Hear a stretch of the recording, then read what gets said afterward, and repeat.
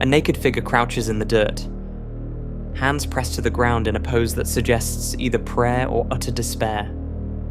Behind this figure, a city burns.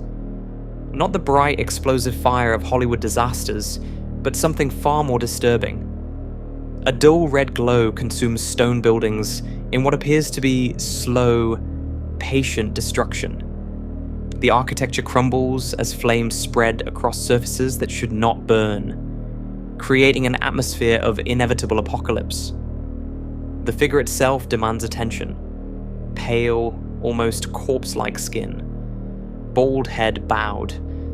The body is anatomically precise, but somehow wrong, as if the artist understood human anatomy perfectly and chose to depict something that exists just beyond human. The posture creates a silhouette of defeat, of witnessing something so catastrophic that the only response is to collapse inward. The ground beneath the figure is cracked and barren, colored in rust and dried blood tones. This is not fresh destruction. This is the end of the world as an ongoing state rather than a singular event. The city burns in the background with the patience of decay, as if it has been burning for centuries and will continue burning for centuries more. What we're presented with is a single moment frozen in time, yet simultaneously suggesting an eternity of suffering. The figure will crouch here forever. The city will burn forever. There is no before this moment, no after. Only this eternal present of despair. This painting was created by a Polish artist named Zdzisław Beksiński. If you spend any time on the internet exploring disturbing art, you've encountered his work. The faceless figures in wastelands, the skeletal cathedrals, the wrapped bodies wandering through desolation. Images that burrow into your subconscious and refuse to leave, appearing in your own dreams weeks after you've seen them. Beksiński painted nightmares. Not metaphorical nightmares, not symbolic representations of fear.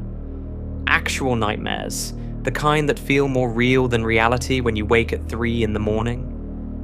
Heart pounding, unable to shake the images from your mind.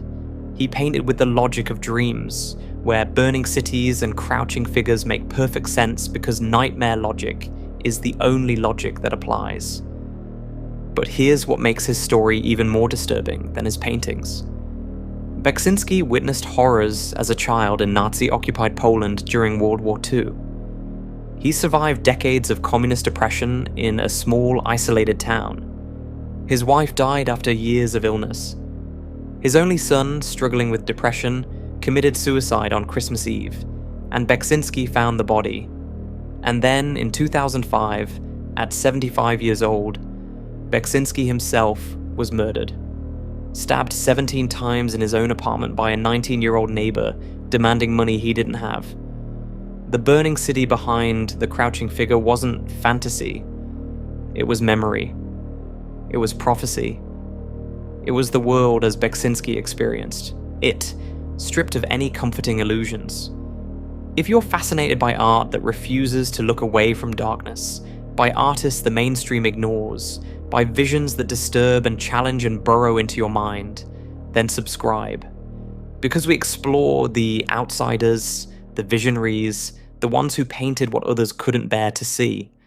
Let's examine this painting more closely, because every detail reveals Beksiński's technical mastery beneath the horror.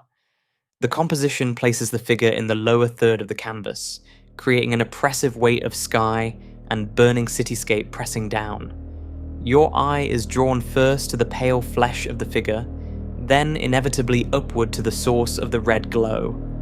The contrast between the figure's pallid skin and the red-orange flames creates visual tension that makes the scene feel unstable, as if the entire painting might catch fire and consume itself. Look at how Beksiński rendered the figure's skin. It's not smooth. There's texture suggesting age, weathering, perhaps disease. The muscles are defined but wasted, creating a body that appears functional enough to crouch, but too depleted to stand. The hands pressed to the ground show individual fingers with disturbing clarity, each digit rendered with anatomical precision. These are real hands attached to something that might not be entirely real anymore. The burning city deserves its own examination.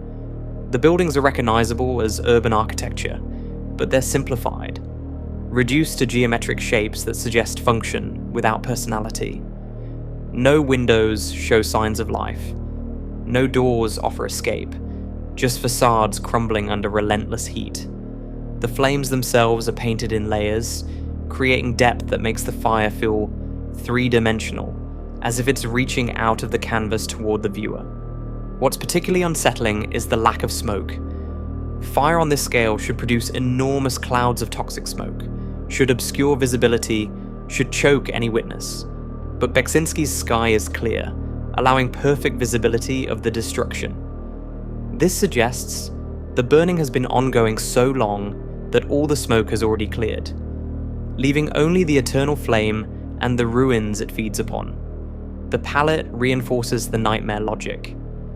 Rust reds, dried blood browns, corpse greys, and that sickly orange glow that exists somewhere between firelight and infection. These are not colours found in nature.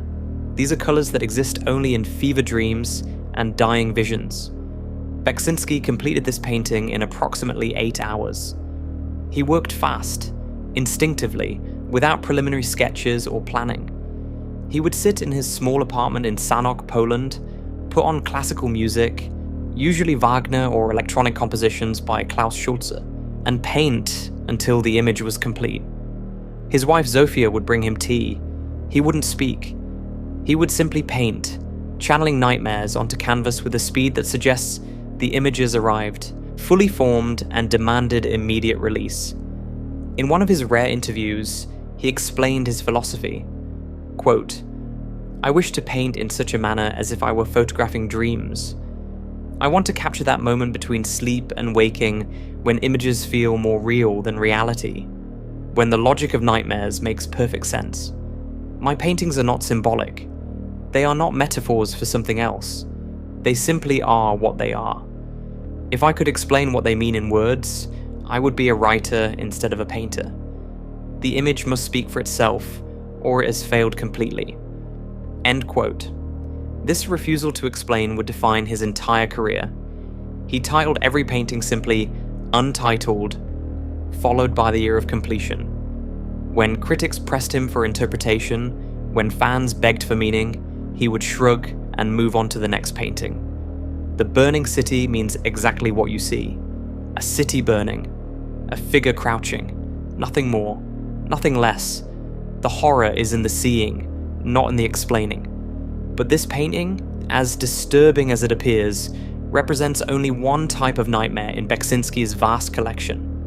His visions took many forms, explored different kinds of dread, different manifestations of the death and decay he saw everywhere he looked. This next painting shows a figure riding across an empty wasteland on the back of what can only be described as an impossibly skeletal horse.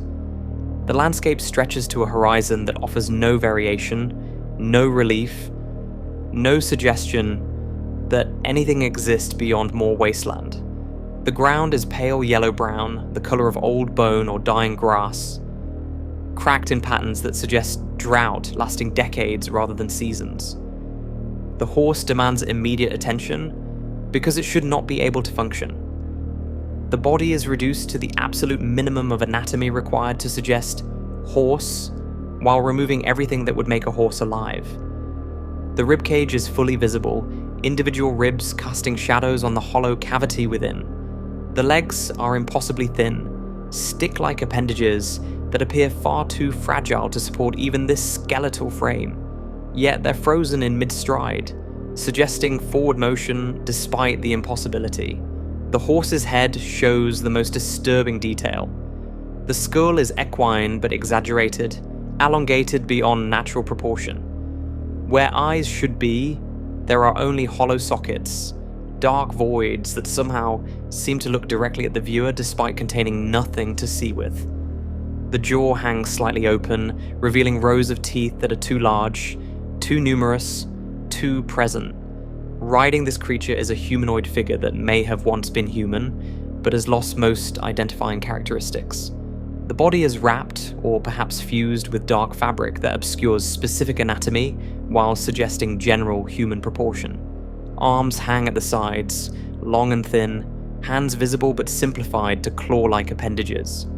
The head is featureless, no face visible, just a smooth surface where features should be. What makes this painting particularly effective is the scale relationship between rider and horse. The figure sits too far back on the horse's spine, in a position that would be unstable on a living animal. But this is not a living animal. This is death given form and function, death as transportation, death as the only means of movement through a world where everything alive has already died. The wasteland itself creates psychological pressure through its emptiness. There are no other figures visible, no structures, no vegetation, no variation in terrain, just endless cracked earth extending to a horizon line that sits low in the composition, creating an oppressive expanse of sky. That sky is rendered in gradations of yellow and pale brown, suggesting atmosphere corrupted at a fundamental level, air that might be breathable but offers no nourishment. As your eye travels across the painting, you start to notice subtle variations in the ground texture.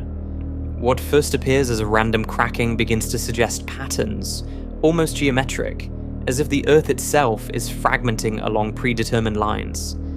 This adds to the sense that this wasteland is not natural disaster, but rather the result of some fundamental breakdown in reality itself. The lighting in the painting comes from no identifiable source. There's no sun visible, no shadows that would indicate a specific time of day.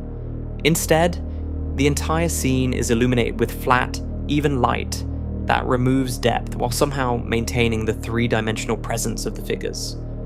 This creates a dreamlike quality where spatial relationships feel uncertain, where the rider and horse might be 10 feet away or 10 miles distant. Beksiński painted hundreds of variations on this theme throughout the 1970s and 1980s, skeletal creatures serving as transportation through dead worlds. Figures that were once human reduced to simplified forms, wrapped in decay. He was obsessed with depicting existence after meaning has been stripped away, showing bodies that continue functioning long after consciousness should have ceased. The technical skill required to paint this image is worth considering. The skeletal structure of the horse is anatomically informed. Beksiński trained as an architect, which gave him understanding of structure, proportion, and how forms occupy space. He applied this knowledge to organic anatomy, understanding how bones connect, how joints function, which allowed him to strip away everything unnecessary and still maintain the suggestion of a functional body. The texture of the paint itself adds to the effect. If you could see this painting in person, you would notice the surface is relatively smooth, with brushstrokes visible but controlled. Beksiński didn't use impasto techniques or heavy texture. He preferred smooth application that makes the painted surface feel more like a window into another reality rather than an obvious construction of paint on canvas. The color palette demonstrates his mastery of creating unease through subtle choices. The yellows are not bright or cheerful, they're sickly, jaundiced, the color of old paper or failing kidneys. The browns are not rich earth tones, but rather the brown of rust, of rot, of organic matter in the process of returning to dust. Even the blacks are not pure black, but rather very dark browns, maintaining the overall palette coherence, while suggesting shadow and void. This painting exists in the same universe as the burning city from the previous work. These are not separate visions, but rather different views of the same nightmare world. The figure crouching before the burning city might, given centuries, become the wrapped rider on the skeletal horse. The burning city might, given centuries, become the cracked wasteland. Beksiński painted not individual moments, but rather an entire cosmology of decay, showing different stages of the same inevitable decline. During his lifetime, particularly under communist rule in Poland, these paintings were largely ignored by official culture. The regime demanded socialist realism, art that celebrated workers and industry, that showed optimistic futures and glorious progress. Beksiński painted skeletal horses in wastelands, wrapped figures wandering through decay.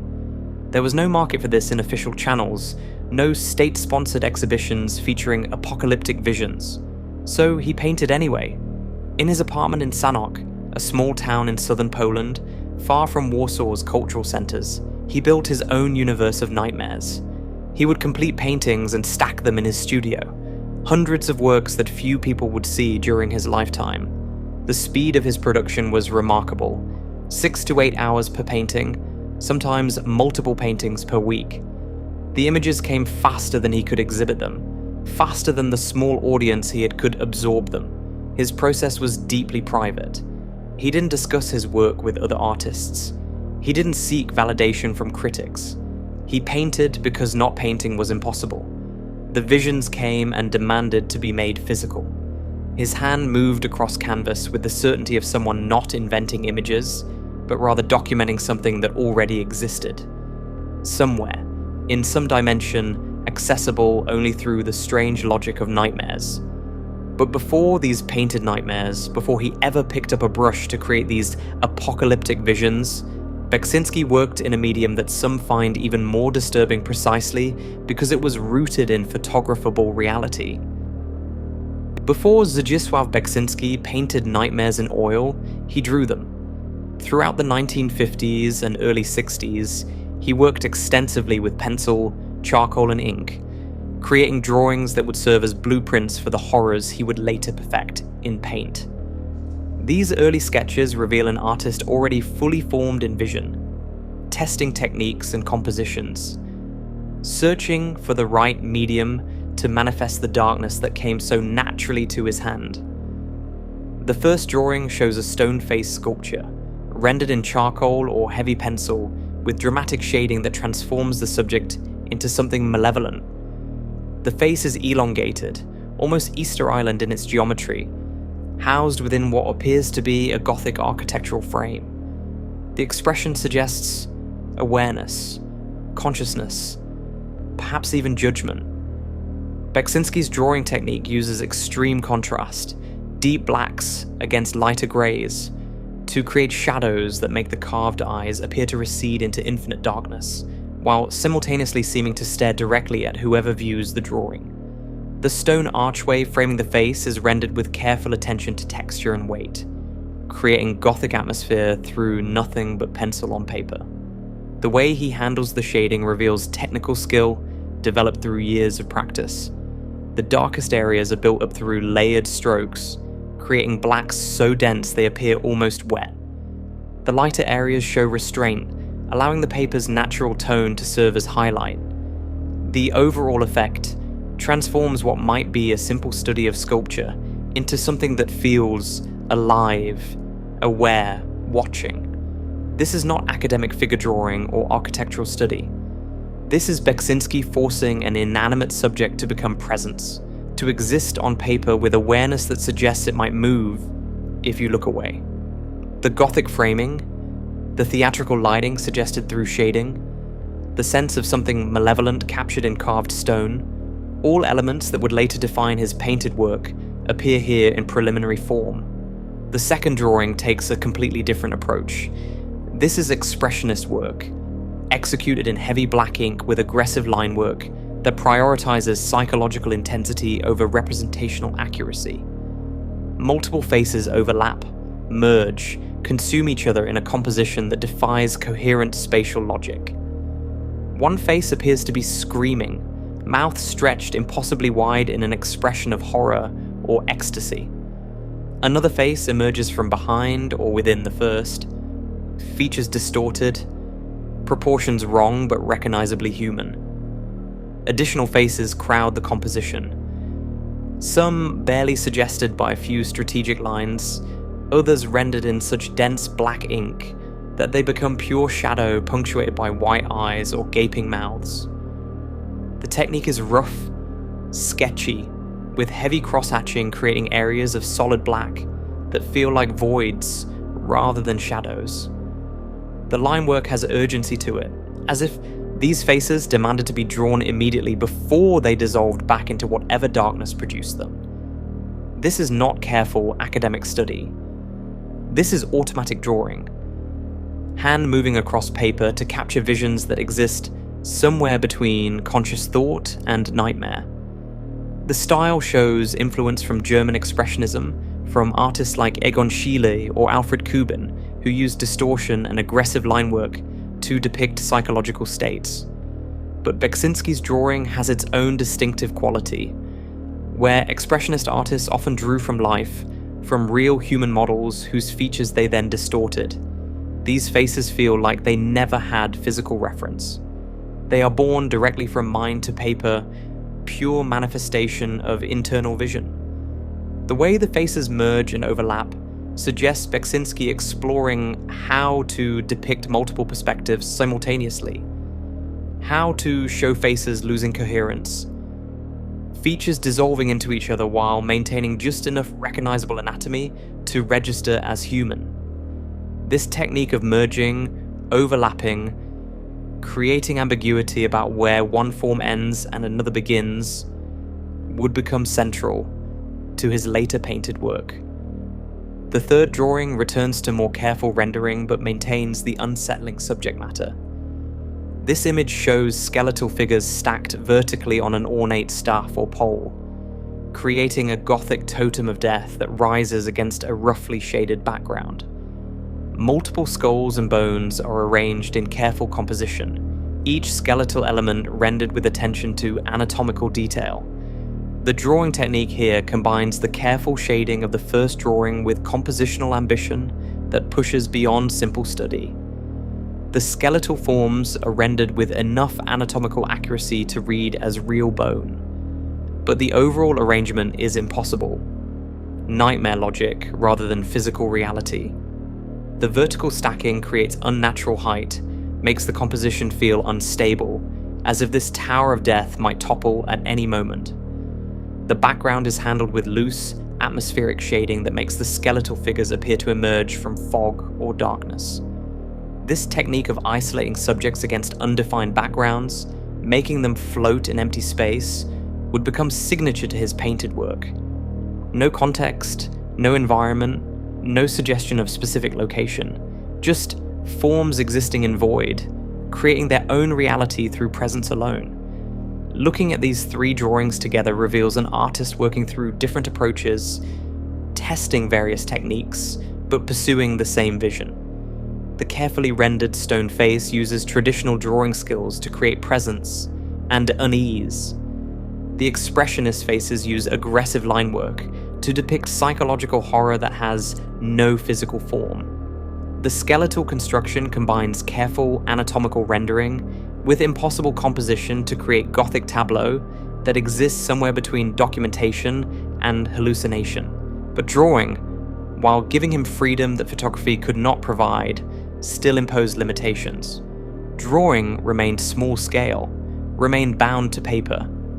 The immediacy of pencil or ink on paper, while perfect for capturing quick visions, lacked the monumental presence he was beginning to imagine. The black and white palette, while dramatic, could not capture the color relationships he was starting to envision. The rust oranges and decay yellows and blood reds that would later define his painted wastelands. What he needed was painting. Specifically oil painting, with its ability to layer colors, to create atmospheric depth that drawing could only suggest, to build up surface texture while simultaneously depicting vast, impossible spaces. Oil paint would allow him to work at scale, to create paintings that viewers would have to physically confront rather than simply look at in a sketchbook. In the mid-1960s, he began to transition from drawing to painting. The sketchbooks became less frequent as canvas consumed his attention. But the techniques he had practiced in these drawings, the compositional strategies he had tested, the gothic sensibility he had developed, all of it would flow into paintings that transcended the limitations of pencil and paper while maintaining the raw intensity of these early sketches. But understanding why these nightmares came so naturally to him, why his hand moved so instinctively toward darkness and decay when given drawing materials, requires understanding the man who created them, requires understanding where this vision came from, what specific experiences and historical circumstances formed a consciousness that could not help but manifest horror when creating art. Because these drawings, disturbing as they are, did not emerge from pure imagination. They came from somewhere. From specific experiences, specific traumas, specific historical moments that shaped how Beksiński saw the world. To understand the art, you must understand the life that produced it. And that life began in Poland, in 1929, at perhaps the worst possible moment and place to be born if you wanted childhood to resemble anything other than extended nightmare. This painting shows a massive face or head merged with architectural ruins, the two elements fused into a single nightmarish form. A giant mouth dominates the lower portion of the composition, open in what might be a scream or simply the eternal gape of death. The mouth doesn't just sit in a face, it emerges from or consumes crumbling stone structures. Buildings that might once have served human purposes now integrated into this organic architectural hybrid. The ruins surrounding and flowing into the mouth show clear architectural knowledge. These are not vague suggestions of buildings, but rather specific structural elements rendered with precision. Arches, walls, geometric patterns in stonework. Someone who understands how buildings are constructed painted this. Someone who knows where stress points occur, how materials fail, how architecture comes apart when it stops being maintained. The face itself is skeletal, but retains enough flesh to register as grotesque, rather than simply dead. The eyes are hollow voids. The skin, where it remains, has the texture of weathered stone, suggesting a being that exists somewhere between organic life and mineral permanence. The overall effect is of architecture achieving consciousness, or consciousness trapped in architecture, screaming for eternity. This is what architecture school did to Beksiński's imagination. It gave him the tools to depict nightmare structures with technical precision. He enrolled at the Krakow Polytechnic in the early 1950s, studying in a program designed to produce engineers and builders for Poland's post-war reconstruction. The communist government needed architects who could design standardized housing blocks, efficient factories, monuments to socialist achievement. They did not need artists who painted screaming faces merged with crumbling buildings. The curriculum was rigorous, technical, focused on practical application rather than aesthetic exploration. Students learned structural engineering, materials science, drafting techniques, how to calculate load-bearing requirements, and plan efficient use of space. Beksiński excelled academically because he had to, because failure meant being sent back to Sanok with no credentials and no prospects. But he despised the work. In interviews conducted late in his life, he would describe those years with unconcealed bitterness. Quote, "Architecture school taught me how to build prisons. That was what socialist realism meant in practice. We were being trained to construct efficient containers for human beings, structures that served the state's needs while destroying any possibility for beauty or individuality. Every building was a monument to conformity, to the death of imagination. I learned the technical skills well enough to pass examinations, but I knew from the beginning that I would never design a building that anyone would want to inhabit." End quote. The architectural training did give him something valuable, though he likely didn't recognize it at the time. It taught him how structures occupy space, how forms relate to each other, how to depict three-dimensional objects on two-dimensional surfaces with convincing solidity. When he later painted Gothic cathedrals crumbling in wastelands, the architecture was structurally sound even in its destruction. When he painted impossible towers stretching toward corrupted skies, the impossibility was carefully controlled, breaking specific physical laws while maintaining internal consistency. But the ideological component of the education was suffocating. This was Stalinist Poland in the early 1950s, the height of communist cultural repression. Art had to serve the state, it had to inspire workers, celebrate industrial progress, depict glorious futures where everyone was equally happy under wise communist leadership. Anything else was considered bourgeois decadence or Western corruption or psychological dysfunction requiring correction. Socialist realism was the only acceptable aesthetic. Paintings showed muscular workers building factories, farmers harvesting abundant crops, citizens marching proudly under red flags, architecture followed similar principles. Buildings were massive, imposing, designed to make individuals feel small before the power of the collective. Beauty was suspect. Individual expression was forbidden. Art existed to serve political purposes, nothing more. Beksiński looked at this official art and felt physically ill. Not because of political disagreement, though he certainly had no love for the communist system, but because it represented everything he knew art should not be. It was propaganda pretending to be culture. It was lies painted in bright colours and called truth. It denied everything he understood about human nature and the world that had shaped him. So he painted in secret. At night, in his small rented room in Krakow, he would work on his own images. Dark images. Faces in distress. Architecture collapsing rather than rising triumphantly. Bodies in decay rather than gloriously constructing socialism. He showed these works to no one. They were for himself alone, a way of maintaining sanity in an environment that demanded he deny his own perceptions and adopt officially approved delusions. The duality he developed during those years would persist for decades. During the day, he was a competent architecture student who completed assignments and passed examinations. At night, he was an artist painting nightmares that couldn't exist in official communist culture. He learned to separate these identities, to function in the daylight world while saving his true self for the darkness. He graduated in the mid-1950s with credentials that should have led to steady employment as an architect. The communist state needed builders. He had the skills, but he couldn't make himself do it. The thought of spending his life designing standardized apartment blocks, of contributing to the architectural homogenization of Poland, of placing his technical skills in service of a system he despised, was intolerable. So he returned to Sanok, the small town he had left, the isolated place with no art community and limited prospects. He took a position as a construction site supervisor, a job that used his architectural training minimally while giving him enough income to survive. And he began painting seriously, dedicating all his free time to developing the visions that had been accumulating during his years of forced architectural study.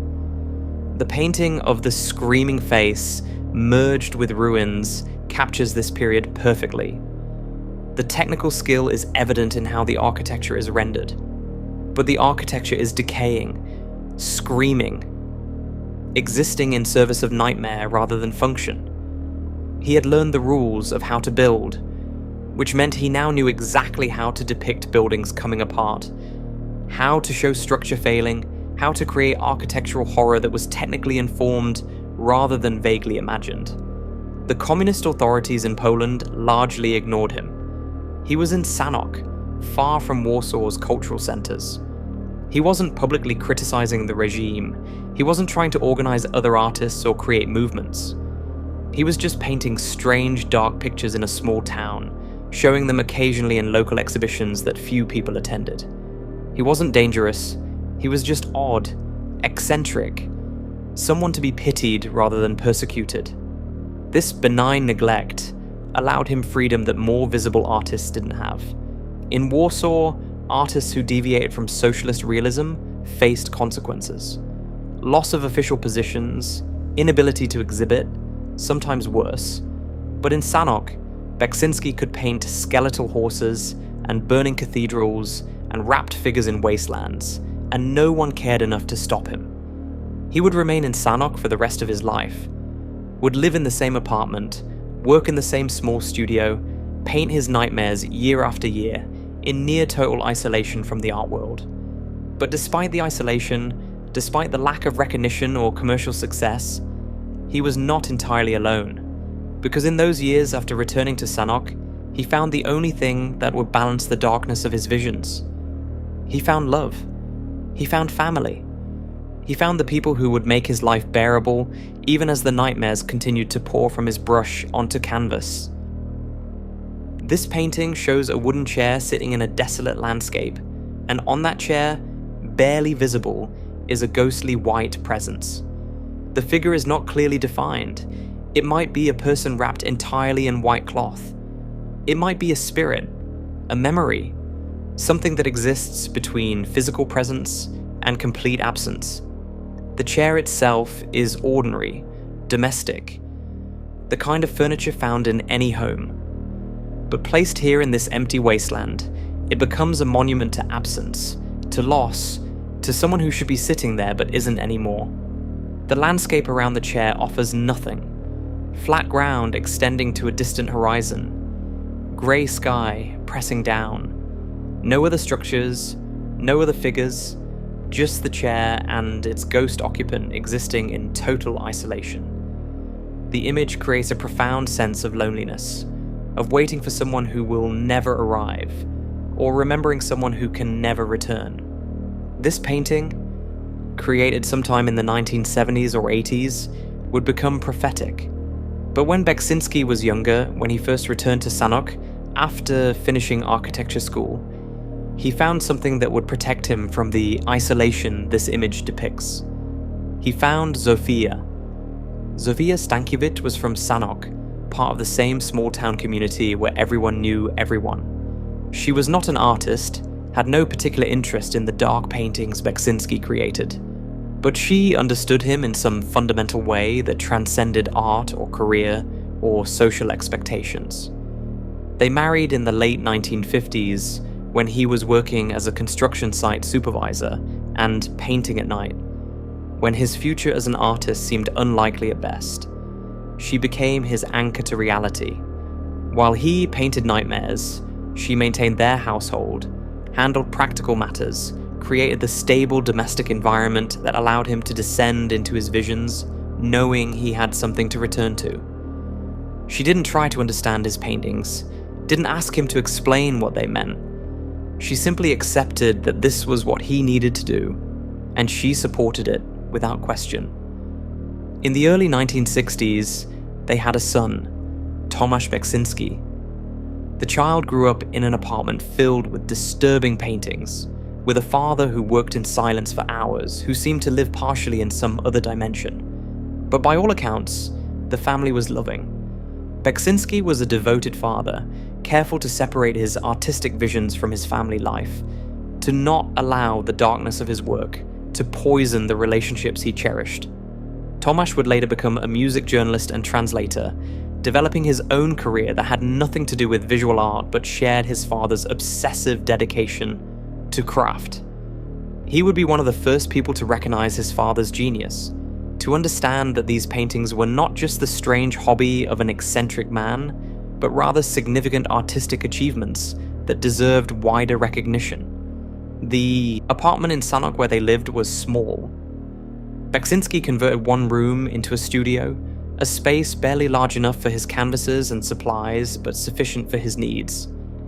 He would work there every evening after his day job, and later, after he quit construction site supervision entirely in the 1970s, he would paint all day, every day, with breaks only for meals that Zofia brought to him. His process was solitary but not secretive from his family. Zofia and Tomasz would see the paintings as they emerged, would watch him work if they wanted, though usually they left him alone, understanding that his creative process required isolation. The door to the studio was never locked. They could enter if needed, but they also understood when not to disturb him, when to let him chase the visions that demanded his attention. During these years, Beksiński's productivity was remarkable. He would complete paintings in 6 to 8 hours, working in sessions that began in the morning and continued until the image was finished. No preliminary sketches, no planning, just canvas, paint, and the discipline of his architectural training applied to nightmare visions that came fully formed from his subconscious. He listened to music constantly while painting. Classical music primarily, Wagner's operas especially, the dark romanticism matching the mood of his images. Later, he discovered electronic music, Klaus Schulze's synthesizer compositions particularly, ambient soundscapes that seemed to create sonic versions of his visual wastelands. The music wasn't inspiration, it was environment, a way of blocking out external reality and maintaining focus on the internal visions he was translating to canvas. Zofia would bring tea, would check on him periodically, would gently remind him when it was time to stop for the day. She understood the danger of complete immersion in those dark spaces, understood that he needed someone to pull him back to ordinary reality, to remind him that life existed beyond the nightmares he painted. Tomasz, as he grew older, became his father's first real audience. He would look at the completed paintings, would ask questions not about meaning, which he knew his father wouldn't answer, but about technique, about how certain effects were achieved. These conversations seemed to please Beksiński more than discussions about content or symbolism. He was happy to explain how he created texture, how he mixed colors, how he achieved specific atmospheric effects. The craft of painting interested him. The meaning, he maintained, was irrelevant. The family provided him with something essential, proof that life contained more than decay and death. His paintings depicted worlds devoid of love, of connection, of hope, but his actual life, lived in that small Sanok apartment with Zofia and Tomasz, demonstrate that tenderness existed, that loyalty persisted, that humans could care for each other even in a world that seemed designed to crush all joy. This tension defined him. His art showed unrelenting darkness. His life, at least during these middle years, contained genuine love and stability. He needed both. The paintings were where he processed the trauma of his childhood, the war, the communist repression, the fundamental understanding that civilization was fragile and death was certain. But the family was where he remembered why any of that mattered, why surviving was worth the effort. The image of the chair with its ghost occupant would appear repeatedly in his work during the 1970s and 80s. An empty chair waiting for someone, a presence that might be there or might be memory or might be wishful thinking. At the time he painted it, his family was intact. Zofia was alive. Tomasz was building his own career. The chair was not yet empty. But art has a way of becoming prophetic. Images created as pure aesthetic expression sometimes predict future realities in ways the artist cannot anticipate. The chair waiting in the wasteland, the ghostly figure that might be there or might be absence itself, would eventually represent his actual life with painful accuracy. For now though, in the 1970s and 80s, he had his family. He had his studio. He had his process. And he had developed a philosophy about his art that would define how he spoke about his work for the rest of his life. The few times he chose to speak at all. His painting shows a massive head or face hovering over water, suspended in the sky like a grotesque sun or moon. The face is hairless, the features simplified but recognizable. Large, dark eyes that stare without seeing. A small mouth, frozen in what might be an expression of mild surprise or perpetual questioning. The scale is impossible. The head is the size of a mountain, dominating the sky, its reflection visible in the water below. The landscape beneath this cosmic face is minimal, just water extending to the horizon, creating perfect symmetry between sky and reflection. The color palette is dominated by warm yellows and oranges, giving the scene an almost sunset quality despite the disturbing presence of the giant head. A small red object, possibly a boat, sits on the water in the lower left, providing scale that emphasizes the enormity of the face above. This is one of Beksiński's more surreal images, less overtly horrific than his skeletal figures or burning cathedrals, but perhaps more unsettling because of its strange serenity. The face doesn't threaten. It doesn't scream or grimace. It simply exists, watching, present in a way that makes normal reality impossible. How do you continue living when a face the size of a mountain hangs in your sky? How do you row your small red boat across water that reflects cosmic horror? The painting captures something essential about Beksiński's artistic philosophy. He was not trying to shock viewers with explicit violence or gore. He was trying to create images that felt like dreams, that operated on dream logic, where impossible things simply are, without need for explanation or justification. Throughout his career, Beksiński maintained a consistent and frustrating position regarding interpretation of his work. He refused to explain what his paintings meant, refused to discuss symbolism, refused to provide narrative context or backstory. When critics or fans pressed him for meaning, he would give the same answer every time. If he could explain it in words, he would be a writer instead of a painter.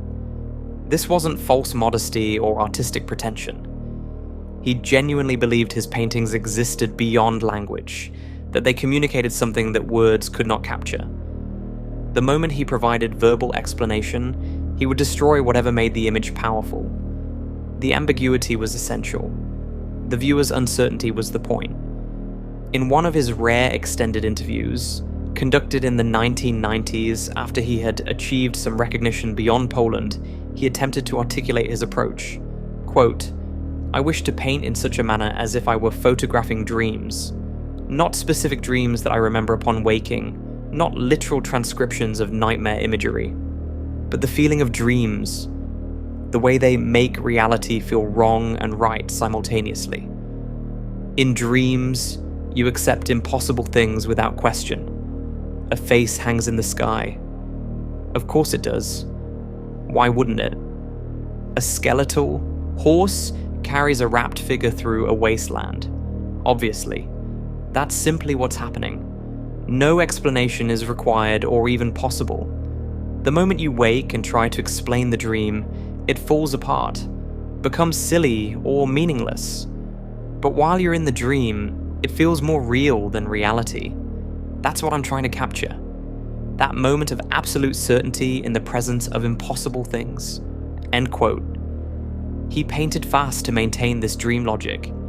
6 to 8 hours per painting, sometimes less. No preliminary sketches, no planning, no careful working out of composition in advance. He would prepare the canvas, set up his paints, put on music, and begin. The image would emerge through the process, not according to a predetermined plan, but through instinct and technical skill working together. The speed was essential. If he thought too much about what he was painting, his conscious mind would interfere, would try to impose meaning or narrative or logic. The paintings needed to come from somewhere deeper than conscious thought, from whatever part of the brain generates dreams and knows things that waking consciousness cannot access. He compared the process to automatic writing, that surrealist technique where you write without planning, letting words flow directly from subconscious to paper. Except, he was doing automatic painting, letting images flow from subconscious to canvas, trusting that his technical training would translate instinct into skilled execution. The music helped maintain this trance-like state. Wagner's operas particularly, those long pieces that build slowly, that create emotional atmosphere through repetition and variation, or Klaus Schulze's electronic compositions, ambient soundscapes that could play for hours without demanding active attention. The music wasn't inspiration. It was environment, a sonic space that blocked out external reality and allowed him to descend into the internal space where the images lived. He painted in silence otherwise, didn't talk to himself, didn't narrate what he was doing, didn't think in words while working, just image following image, brush moving across canvas, colors mixing on palette and applying to surface, the physical process of painting becoming almost meditative despite the disturbing nature of what emerged. Zofia understood not to interrupt during these sessions. She would bring tea, would place it beside him without speaking, would leave.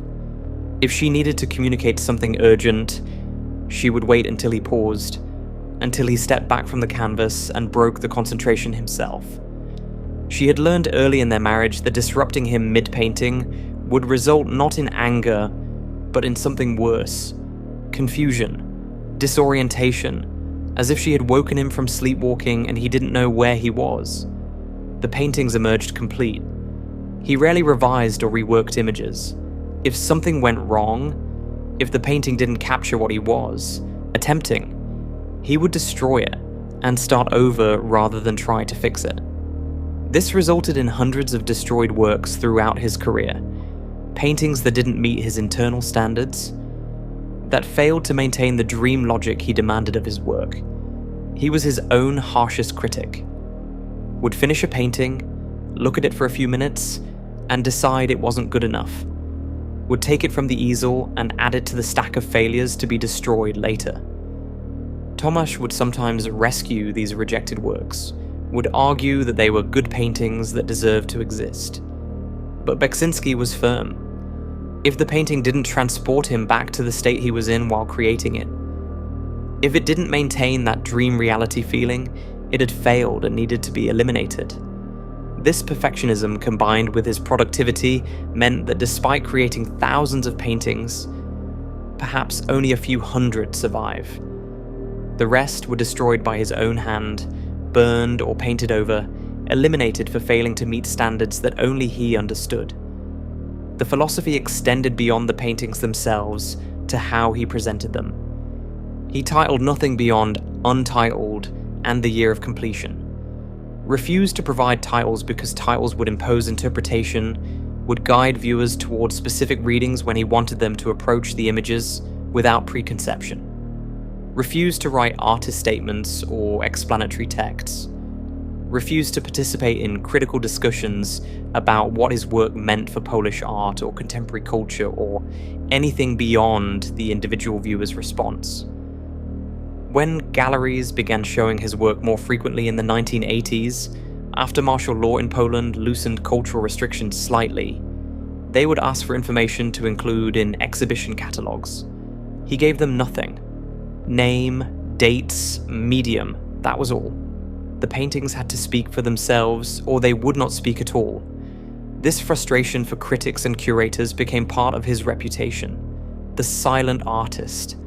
The man who painted nightmares and refused to explain himself. Some interpreted this as arrogance, as believing his work was above interpretation. But those who knew him understood it was the opposite. He believed his paintings were beneath interpretation or beyond it, that they existed in a space where language could not follow, where verbal explanation would only diminish what the images communicated directly to the subconscious. The giant face hovering over water captures this philosophy perfectly. What does it mean? It means nothing and everything. It means exactly what you feel when you look at it. If it creates unease, then unease is what it means. If it creates wonder, then wonder is its meaning. Beksiński provided the image, the viewer completes the circuit. Any explanation from him would only interfere with that direct transaction between painting and perception. He would maintain this silence about meaning for his entire career. Would give interviews where he discussed technique, would explain how he achieved certain effects, would talk about his influences or his working process, but would never, not once, provide definitive interpretation of a specific painting. The nightmares belonged to whoever viewed them. He was simply the channel through which they entered physical reality. The photographer of dreams who refused to explain what the dreams meant because dreams exist beyond explanation. And those dreams, those nightmares captured with technical precision and a dream logic, would eventually accumulate into a body of work that documented not just one man's visions, but something larger about the 20th century itself, about what it meant to live through horror and survive into a world that pretended the horror hadn't happened. This painting shows a solitary tree standing in the center of a barren landscape, but this is not a natural tree. Embedded in the trunk, at roughly human height, is a face. Not carved into the bark, not suggested by natural patterns in the wood, but an actual face merged with the tree itself, watching with empty eyes across the desolate terrain. The face is rendered in dark tones that make it appear skull-like, though whether it represents a living being fused with the tree, or a death's head growing from living wood, remains deliberately unclear. The eyes are hollow, dark sockets that stare forward with the blank expression of something that has transcended the need for human emotion. The mouth area is similarly dark, creating the impression of a skull's fixed grin or perhaps a scream frozen permanently into bark. Above this face tree hybrid, branches spread outward in organic patterns, creating a canopy of dark foliage that silhouettes dramatically against the sky. The branches have that irregular natural quality that real trees possess, but their arrangement feels somehow wrong, as if the tree has grown according to rules that nature would not normally permit. The sky behind this figure dominates the upper half of the composition.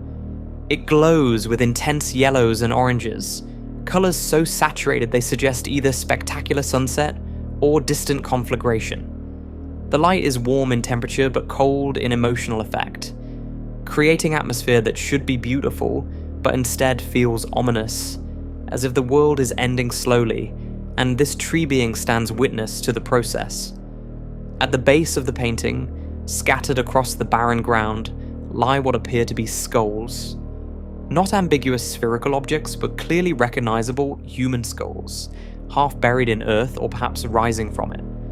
3 or 4 are visible in various states of emergence, their bone surfaces catching light from the burning sky.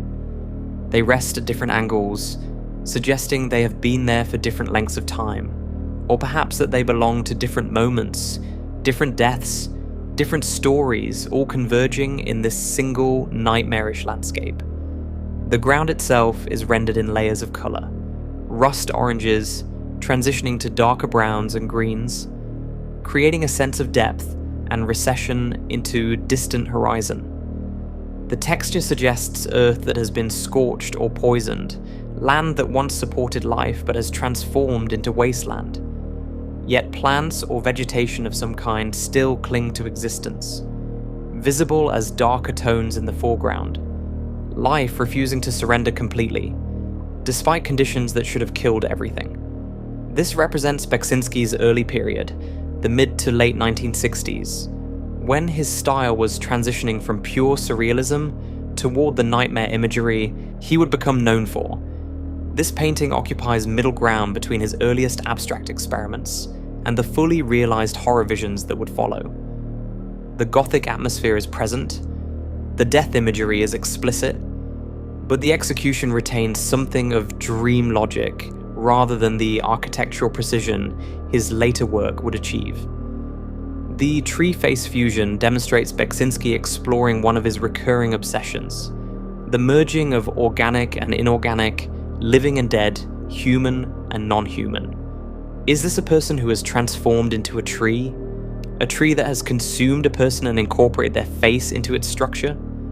A being that was never fully either tree or human, but exists in permanent state of in-between? The painting provides no answers, only the disturbing image itself.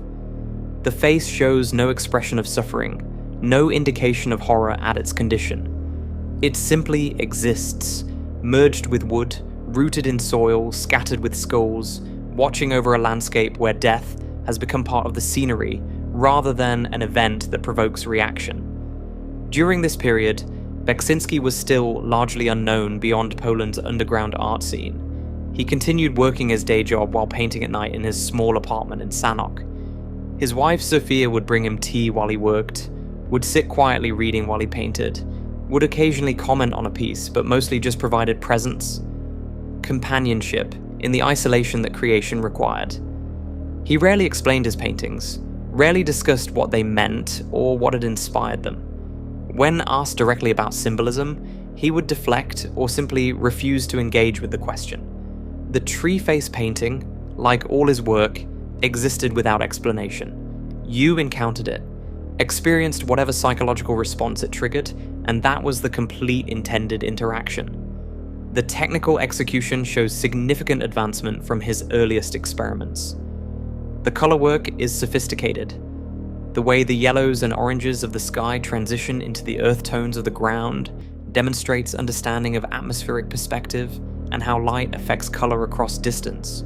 The rendering of the tree itself, the way the dark bark is suggested through layered brushwork, shows growing confidence with oil paint as medium. But what makes this painting significant in his development is how it represents the bridge between his early surrealist experiments and his later nightmare precision. The skulls are becoming explicit rather than suggested. The face is becoming literal rather than implied through composition. the Gothic atmosphere is intensifying, moving from mood into content. By the early 1970s, paintings like this would attract attention from collectors outside Poland. A few Western Europeans who traveled to Poland on business or cultural exchange would encounter his work in underground exhibitions, would be disturbed enough to remember, would eventually facilitate his first exhibitions outside the communist bloc. But that recognition was still years away. For now, he painted in isolation, creating these visions without audience, without feedback, without any indication that the world beyond Sanok would ever care about trees, with faces standing guard over fields of skulls. The painting asks questions it refuses to answer. How did those skulls come to rest in that soil? What is the relationship between the tree being and the dead whose bones surround it? Is this guardian or prisoner, monument or warning? The ambiguity creates the unease, makes viewers search for narrative that would explain what they're seeing. But the painting withholds that comfort. This would become characteristic of all his work, this refusal to provide explanation or resolution. His paintings depicted nightmares, and nightmares don't come with footnotes explaining their symbolism. They simply exist, disturbing you at primal level that bypasses rational analysis. The tree face stands in the center of the canvas, rooted in death-saturated ground, silhouetted against a sky that burns with end times light. It watches. It endures. It exists in this impossible landscape as the only vertical element, the only thing standing upright in a world where everything else has fallen, or never stood at all. And this was only the beginning. The nightmares were about to get much worse. This painting shows a structure silhouetted against water, and above it, dominating the sky, hangs a glowing orange sphere or orb. The sphere has qualities that suggest both celestial object and something organic, possibly a face, watching the small dark form below with unknown intent. The scale relationship creates immediate unease. The water stretches flat and dark beneath both ship and orb, reflecting nothing, offering no escape. The horizon line divides the composition, but unlike natural seascapes where horizon suggests freedom or possibility, this division feels like a trap, boxing the structure between hostile water and malevolent sky. The color palette is dominated by that glowing orange orb, which casts sickly light across the scene. The orange is not warm, it's the color of infection, of radiation, of light that damages rather than illuminates. The glow creates a vignette effect, with darkness encroaching from the edges of the canvas, suggesting that even this toxic light is better than the complete void waiting beyond. This painting, created sometime in the mid to late 1970s, shows Beksiński moving into what could be called his cosmic horror period, though he would never have used that term himself. These are paintings that deal with scale, with the terror that comes from recognizing how small we are, how indifferent the universe is to human existence, how easily we could be erased by forces we cannot begin to understand. The structure itself is rendered in pure silhouette, no detail visible, just a dark shape that suggests human construction but offers no specifics. It could be a sailing vessel, could be something more industrial, could be architecture rather than a ship at all. The ambiguity makes it universal. This could be any human attempt to navigate hostile space, any vessel we construct hoping to survive in environments that want us dead.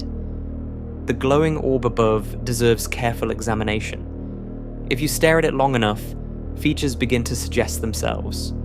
Is that a face of those eyes, or is your brain simply doing what human brains do, finding faces in random patterns because we're hardwired to recognize human features? Beksiński has painted the orb with just enough ambiguity that you cannot decide definitively whether you're seeing an actual face or projecting one onto an abstract form. This technique creates profound unease. If the orb is definitely a face, that's one kind of horror. The horror of being watched by something cosmic and alien. But if the orb might not be a face, if your brain is creating the features, then the horror becomes internal, becomes about your own psychological need to find agency and intent in the universe, even when none exists. The painting evokes H.P. Lovecraft's stories, those tales of cosmic horror where humans discover their complete insignificance before ancient alien entities that view us as we might view bacteria. Beksiński almost certainly never read Lovecraft. The Polish translations wouldn't have been available during his formative years, and he showed little interest in literature beyond Polish poetry. But both artists independently arrived at similar conclusions about the universe and humanity's place in it, perhaps because they were both processing trauma through their work, both trying to articulate dread that exceeded normal human-scale fears. The scale here is what creates the primary effect. The tiny ship dwarfed by the massive orb demonstrates our actual relationship to cosmic forces. We build our vessels, our structures, our civilizations, and convince ourselves these constructions matter, that we have agency, that we control our fate. Then we encounter forces that make us realize how wrong we were, how we're insects hoping the universe doesn't notice us. Because if it does notice, if it turns its attention toward us, we have no defense, no response, no way to survive its casual indifference. Beksiński painted many variations on this theme during the 70s and 80s. Giant faces in skies, massive structures dwarfing human figures, celestial objects that might be astronomical phenomena or might be conscious entities observing humanity with incomprehensible motives. He was working through ideas about scale and significance, about what it means to exist in a universe that does not care whether you live or die, that will continue long after your species has vanished, that may contain other forms of consciousness so alien that communication would be impossible even if contact occurred. These paintings were created during a period when communist Poland was politically frozen, trapped in a system that denied individual significance while claiming to serve collective good. But Beksiński's cosmic horror operated on a different level entirely. He wasn't making political statements about communism. He was articulating something more fundamental about existence itself, about consciousness arising in a universe that may be fundamentally hostile to consciousness, about the fragility of everything humans build and believe. The painting's composition reinforces the philosophical content. The ship sits in the exact center of the lower half, isolated, alone, no other vessels visible, no land offering refuge. The orb sits just off-center in the upper half, creating visual weight that feels like it's pressing down on the ship below. The overall effect is of immense pressure, of being crushed between indifferent forces, of having nowhere to go and no escape possible. During this period, Beksiński's personal life was stable. Zofia and Tomasz provided domestic security. He painted every day in his small studio, building this universe of cosmic dread while living an ordinary middle-aged existence in provincial Poland. The contrast between his daily life and his artistic visions was striking. He would finish a painting of ships dwarfed by alien orbs, then have dinner with his family, watch television, go to bed like any normal person. This ability to separate his nightmare visions from his actual life suggests something about how he used art. The paintings were not symptoms of mental illness or psychological breakdown. They were processing mechanisms, ways of taking the trauma and dread he carried and transforming them into aesthetic objects that existed outside himself. Once painted, the nightmare was no longer internal. It was external, physical, something that could be looked at rather than experienced. What would you feel if you saw that orb in your sky? That's not a rhetorical question. Think about it for a moment. If you looked up and saw something that massive, that alien, that potentially conscious, hanging above you, what would your response be? Terror or acceptance? Drop your answer in the comments, because I think this painting touches something universal about how we respond when confronted with our own insignificance. The painting leaves the ship's fate unresolved. Is the orb about to destroy the vessel? Is it simply passing by, indifferent to the tiny human construction below? Has it always been there, and will always be there, an eternal witness to humanity's futile attempts to navigate hostile reality? Beksiński provides no answers. Only the moment frozen in time, the confrontation between human and cosmic, eternally suspended. This ambiguity about narrative outcome would characterize his work throughout his career. His paintings don't tell stories with beginnings, middles, and ends. They show single moments, tableaus, situations that exist outside normal time. The ship will remain forever beneath the orb. The orb will hang forever in the sky. There is no before, no after, only the eternal present of the nightmare itself. This painting asks a simple question with nightmare implications. What if the sky contained faces? Not clouds shaped vaguely like faces through pareidolia, that psychological trick where human brains detect patterns in randomness, but actual faces, present, watching, existing in atmospheric space where faces should not and cannot exist. Multiple faces emerge from clouds or mist, floating at different depths in yellowish-brown atmosphere. Some are more clearly defined, rendered with enough detail to suggest features, expressions, individuality. Others fade into the background, barely suggested by a few strategic brushstrokes, creating impression of infinite recession, of faces continuing forever into atmospheric distance that the painting's frame cannot contain. The faces are simplified, reduced to essential elements: large dark eyes, small mouths, rounded hairless skulls. They possess both human and alien characteristics simultaneously, familiar enough to register as faces, but wrong enough to trigger unease. The eyes are particularly unsettling, large dark sockets or perhaps actual eyes rendered in solid black, creating holes in the painted surface that seem to look through the canvas rather than exist on it. These are not the faces of individuals you could recognize or name. They are archetypal faces, suggestion of consciousness without personality, awareness without identity. They could be anyone. They could be everyone. They could be aspects of the same face repeated at different distances, creating an army of witnesses that is actually a single observer multiplied across space. The color palette dominates the painting's mood. Yellows and pale browns give the sky a diseased quality, as if the atmosphere itself is infected or corrupted. This is not the blue sky of day or the black sky of night, but something in between or beyond those natural states. The colors suggest decay, aging, corruption of what should be clear and clean into something organic and wrong. The yellowish-brown tones also create a sense of age or timelessness. This could be an ancient sky, before the atmosphere had cleaned itself, before oxygen made the world blue. Or it could be a future sky, after whatever comes next has poisoned the air.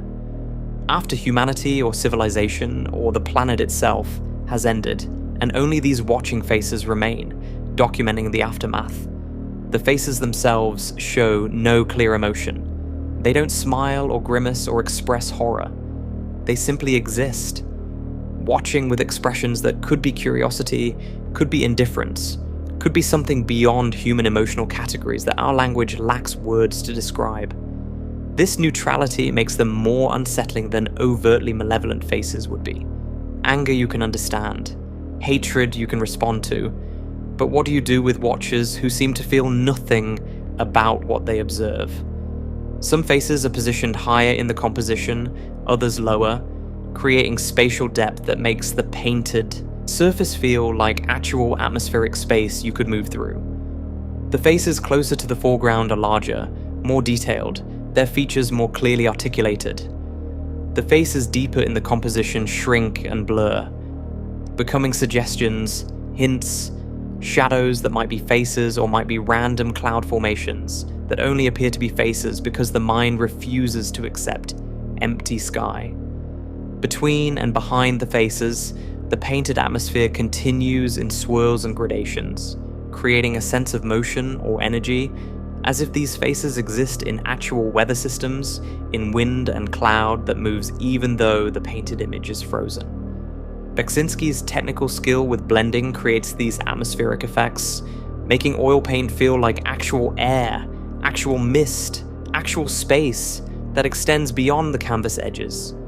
The overall effect is of being observed by multiple presences that may or may not be conscious, that may or may not care about what they're seeing.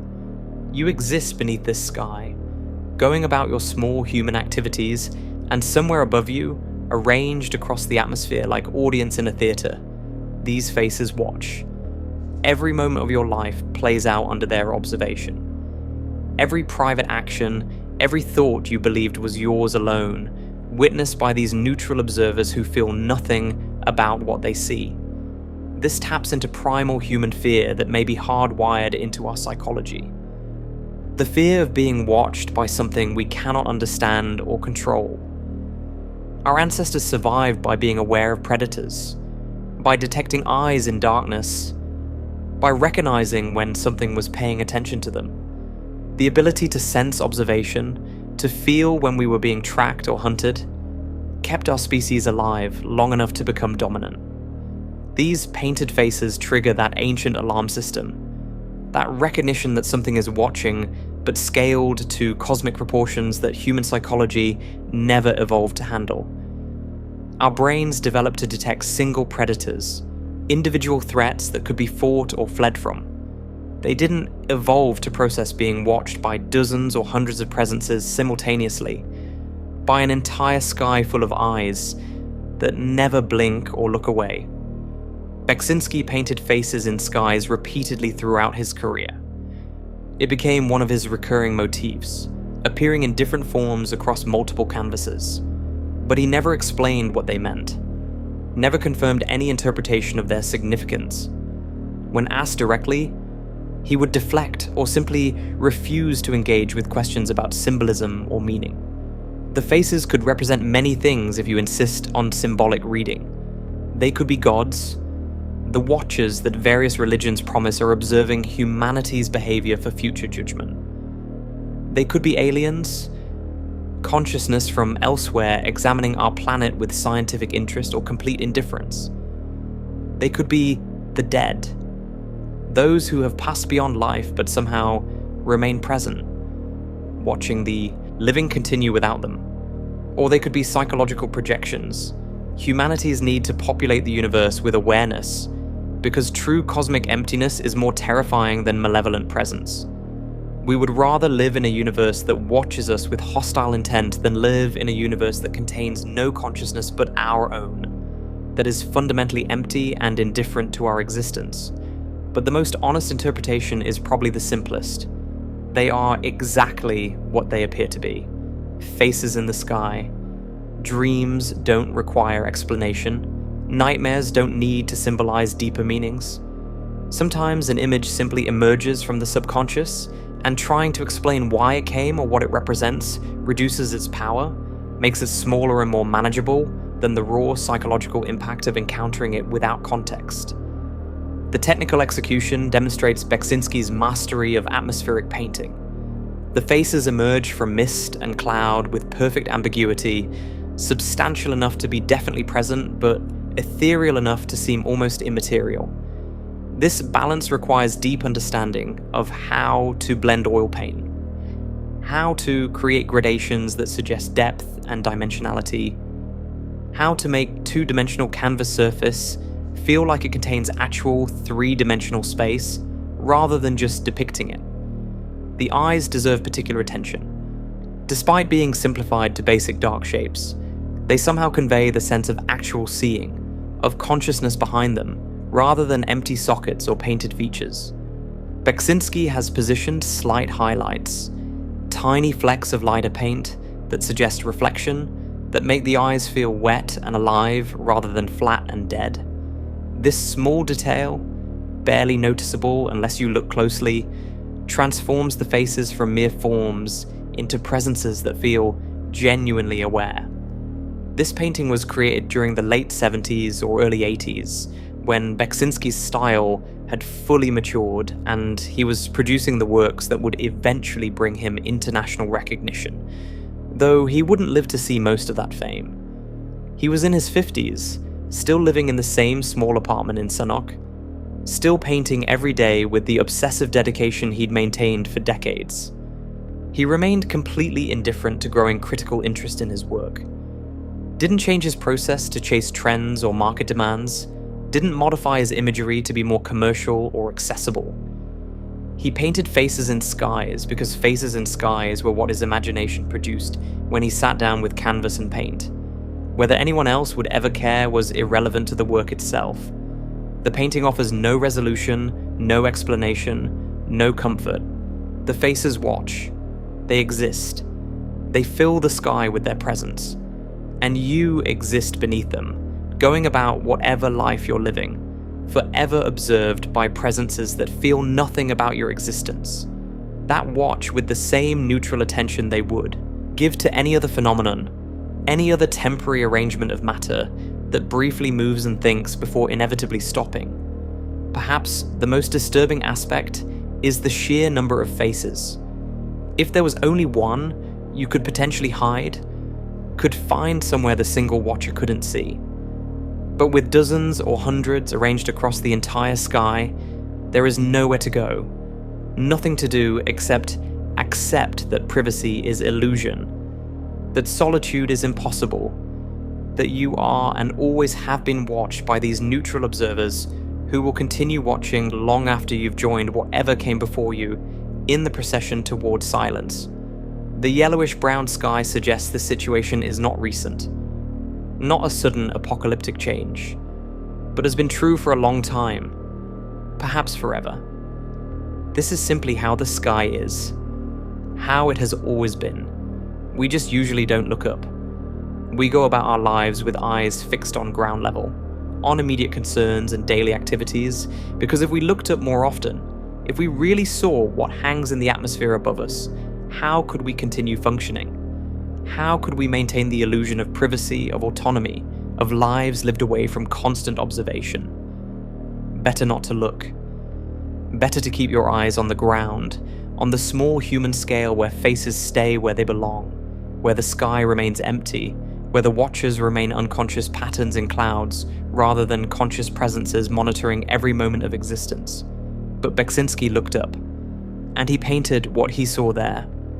And now anyone who encounters this painting must look up too, must see the faces, must carry the awareness that the sky contains more than empty atmosphere. That somewhere in the yellow-brown mist, neutral eyes are watching, have always been watching, will continue watching until there's nothing left to observe. This painting shows skeletal humanoid figures in a barren desert landscape. At the center of the composition, one figure is crucified, arms spread wide, body suspended on a cross that may or may not be visible, but is clearly implied by the pose. The figure's body is reduced to bone and remnants of flesh, creating something that exists between living and dead, suffering and beyond suffering.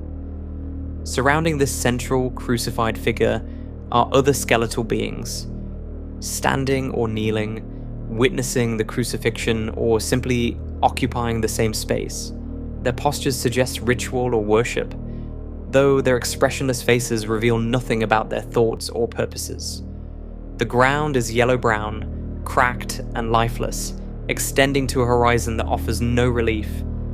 And across the bottom of the composition, a splash of bright red, the only saturated color in the painting, suggesting blood or violence or sacrifice.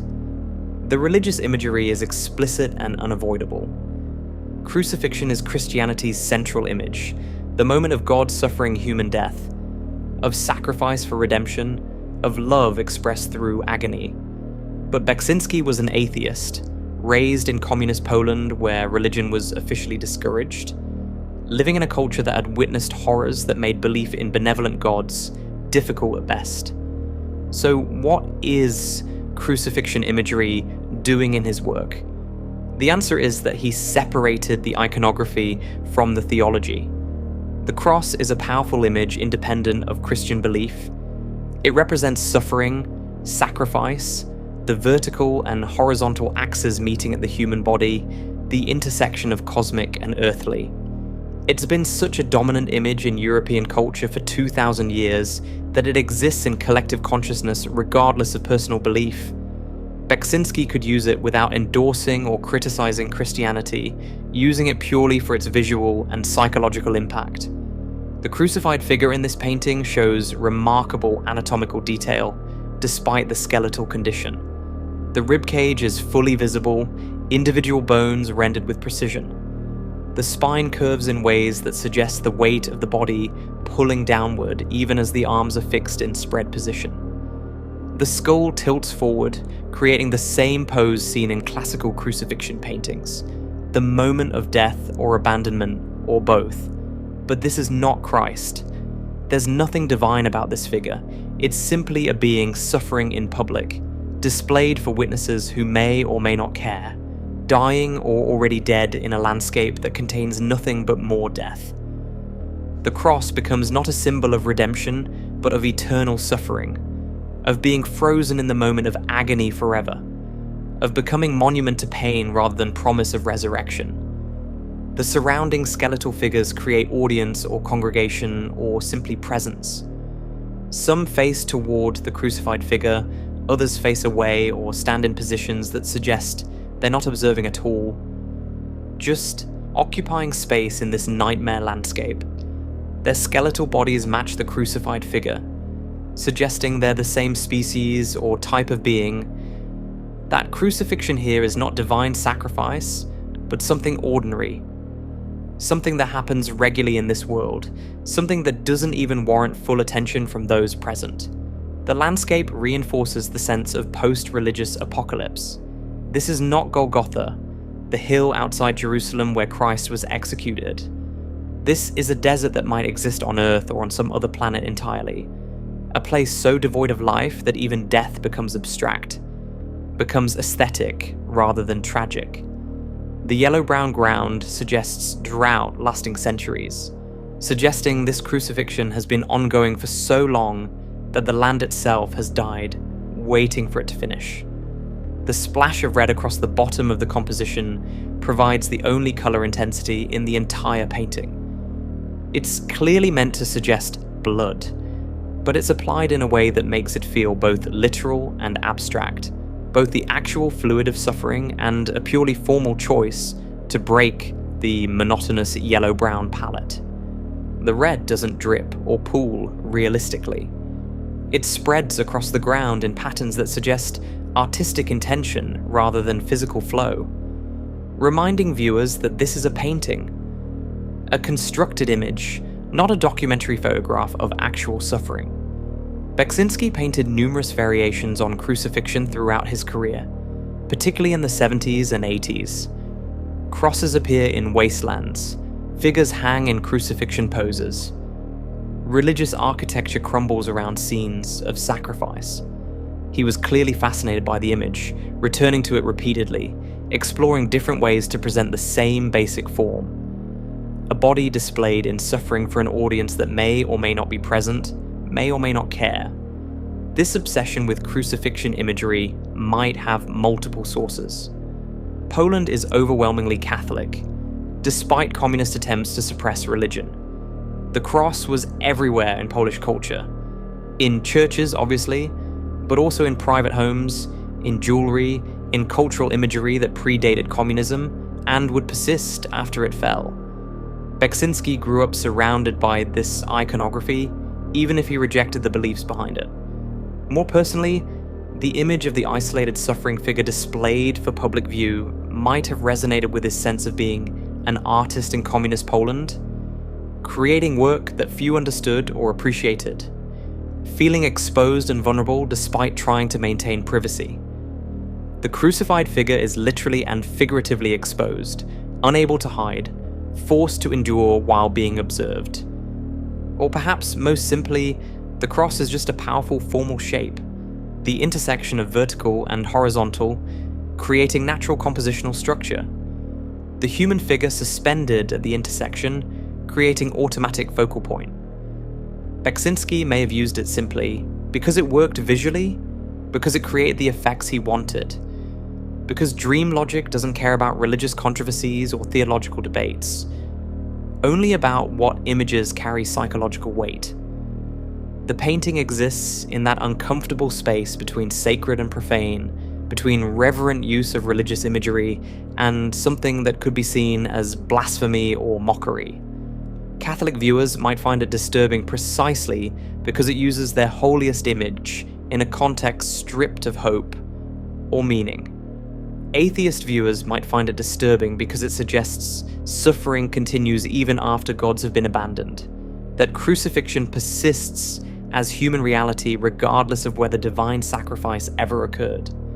Beksiński would offer no guidance about interpretation, would not confirm or deny religious meanings, would not explain what crucifixion meant to him personally, would simply point at the painting and say, "There it is, make of it what you will." The technical execution shows his full mastery of oil painting. The skeletal figures are rendered with anatomical accuracy that comes from understanding how bones connect, how joints function, how bodies occupy space even when reduced to their structural minimum. The color palette is carefully controlled, the yellow-browns modulated to create depth and atmosphere, the red splash positioned for maximum impact. The composition is balanced despite the disturbing content, creating aesthetic satisfaction even while depicting suffering. This painting, like much of his work from this period, operated on multiple levels simultaneously. It was formally beautiful, well composed, and skillfully executed. It was psychologically disturbing, triggering discomfort through content and imagery. It was culturally complex, engaging with religious iconography from an explicitly non-religious perspective. And it was personally expressive, channeling whatever darkness Beksiński carried into images that existed outside himself, that transformed internal nightmare into external object. He would continue painting crucifixion imagery throughout the 80s and into the 90s, each version exploring slight variations, different angles, different settings, different ways of presenting the same fundamental image. A figure suffering in public, displayed on a cross, in a world that might not notice or care. This painting shows a creature that should not exist. The upper portion is recognizably humanoid, a skeletal torso with ribcage visible, arms that hang in positions suggesting vestigial function. But the lower portion transforms into something insectoid, multiple legs emerging from where a human pelvis should be, creating a spider-like or crab-like base that supports the human upper body. The creature sits or stands in a barren wasteland, the familiar yellow-brown landscape that appears throughout Beksiński's work. The horizon is visible in the distance, offering no variation, no suggestion that anything exists beyond more emptiness. The sky is pale, washed out, providing flat, even light that removes any possibility of dramatic shadows or relief from the relentless visibility of the creature's form. This is body horror without gore, transformation without viscera, the suggestion of something that was perhaps once human, but has been merged with or evolved into something else entirely. The human torso sits atop the insect base, not as if violently grafted, but as if this is simply what this creature is. As if in this world, this combination of human and arthropod is natural, ordinary, expected. The humanoid torso shows Beksiński's thorough understanding of skeletal anatomy. The ribcage is accurate, individual ribs visible and properly positioned, sternum present, clavicles connecting at appropriate points. This is not vague suggestion of skeleton, but rather precise rendering based on actual human structure. The accuracy makes the wrongness more disturbing, because you can see exactly where human anatomy ends and impossible insect anatomy begins. The arms hang at the sides, long and thin, with hands visible at the ends showing individual finger bones. The hands appear functionless, as if they've lost whatever purposes they once served, as if this creature has evolved or devolved beyond needing to grasp or manipulate objects. They simply hang, vestigial remnants of humanity that persist even as the lower body has transformed into something entirely different. The insect legs demand close examination. There appear to be 6 or more, difficult to count precisely because of how they overlap and intersect. creating a complex base of jointed appendages. Each leg is segmented, showing the characteristic joints of arthropod limbs, bent at angles that suggest both stability and the potential for movement. The legs are thin, impossibly thin for supporting even this skeletal upper body, yet they convey structural integrity, suggest they function despite their apparent fragility.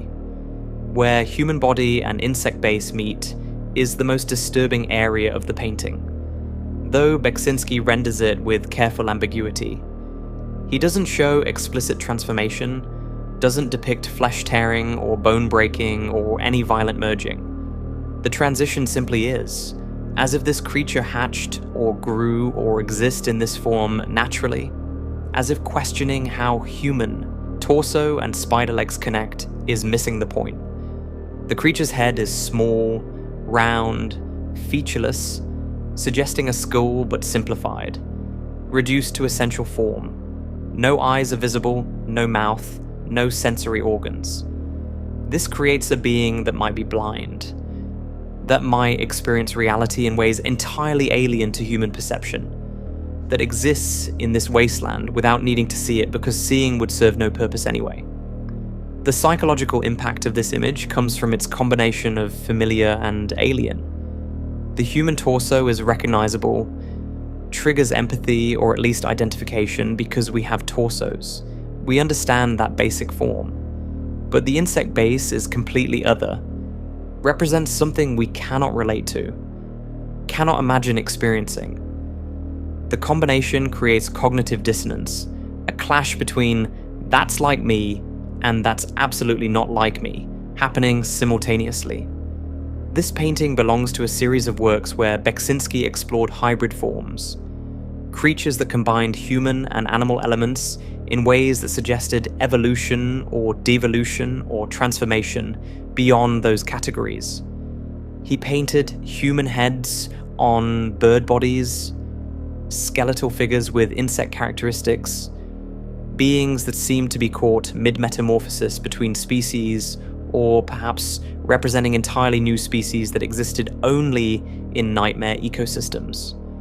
The inspiration for these hybrids might have come from multiple sources. Medieval and Renaissance art frequently depicted hybrid creatures, demons and angels with mixed anatomies, religious paintings showing transformations, and fantastic beasts. Beksiński would have encountered these images in art history books, even if he couldn't travel to see the original works. The visual language of hybrids is ancient, touching something in human psychology about boundary violations, about categories that should remain separate instead bleeding into each other. More personally, the hybrids might represent his own sense of being caught between states. Human, but feeling alien. Living in reality, but mentally inhabiting nightmare spaces. Existing in ordinary daily life with Zofia and Tomasz while producing art that suggested he experienced the world in ways fundamentally different from those around him. The hybrid creatures could be self-portraits in a sense, representations of consciousness that doesn't fit comfortably in any single category. The technical challenge of painting convincing hybrid anatomy is significant. The human skeletal structure had to be accurate enough to register as human, to create that recognition response. But the insect legs had to be equally convincing in their own way, had to look functional despite being connected to a frame they weren't designed to support. Balancing these requirements while maintaining overall compositional coherence demonstrates the skill Beksiński had developed through decades of daily painting. The wasteland setting for this creature creates existential questions without providing answers. What does this being do in this empty landscape? Does it hunt? And if so, what prey exists here? Does it need sustenance at all? Or does it simply exist? A monument to transformation with no purpose beyond being itself? Where did it come from? And are there others of its kind? Or is it singular, alone in this wasteland? The only example of whatever process created it. Beksiński provides no narrative context, no story that would explain the creature's existence or purpose. It simply is, presented to the viewer as fact, as something that exists in this painted reality regardless of whether it makes sense or fits into any logical framework. The painting is complete documentation of something impossible, rendered with such conviction that you almost believe this creature could exist. Somewhere, in some dimension, where biology follows different rules. During the period he created this painting, likely the early to mid-80s, Beksiński was at the height of his productive powers, creating multiple paintings per week, building an enormous body of work that few beyond Poland would see during his lifetime. He had quit his construction site supervisor job by this point, was supporting himself and his family through modest sales of paintings and occasional commissions for book covers and album artwork, living a financially precarious but artistically free existence. The isolation of Sanok was both limitation and liberation. He couldn't participate in international art markets, couldn't travel to exhibitions in Western Europe or America, where his work might have found larger audiences. But he also didn't have to deal with commercial pressures, didn't have to modify his vision to suit gallery preferences or collector tastes, could paint exactly what his imagination produced, without compromise or negotiation. The spider-human hybrid emerged from that freedom, from the ability to paint nightmare creatures without concern for whether anyone would want to hang such an image on their wall, whether critics would understand it, whether it would advance his career or increase his reputation. He painted it because not painting it was impossible, because the image existed in his mind and demanded physical manifestation, because this was what being an artist meant to him, channeling nightmares from internal space to external reality. This painting shows a skeletal figure seated facing the viewer directly, and what makes it unforgettable is not the skeletal quality of the body, but what is visible inside it. The ribcage is rendered as transparent, like glass or crystal, and through this transparency you can see a red glowing organ, unmistakably heart-like, burning with internal light inside the chest cavity. The figure occupies the center of the composition, commanding attention through its direct confrontational gaze. The head is hairless, skull-like, but still covered with thin stretched skin, creating a face that is recognizably humanoid, but reduced to essential features. The eyes are large and dark, possibly hollow sockets or perhaps actual eyes rendered in solid black, fixed on whoever looks at the painting with expression that could be pleading or accusing or simply observing with the same neutral attention you're giving it. The transparent ribcage creates the painting's most striking visual effect. The ribs are clearly articulated, each bone rendered with anatomical precision, but they possess the quality of transparent material, allowing you to see through them to what lies inside and beyond. This is not X-ray vision or medical illustration. This is a body that has become transparent through some process the painting does not explain, revealing its interior while maintaining structural integrity. Inside this transparent cage burns a red organ, glowing with internal light that suggests life, heat, biological function continuing despite the skeletal exterior.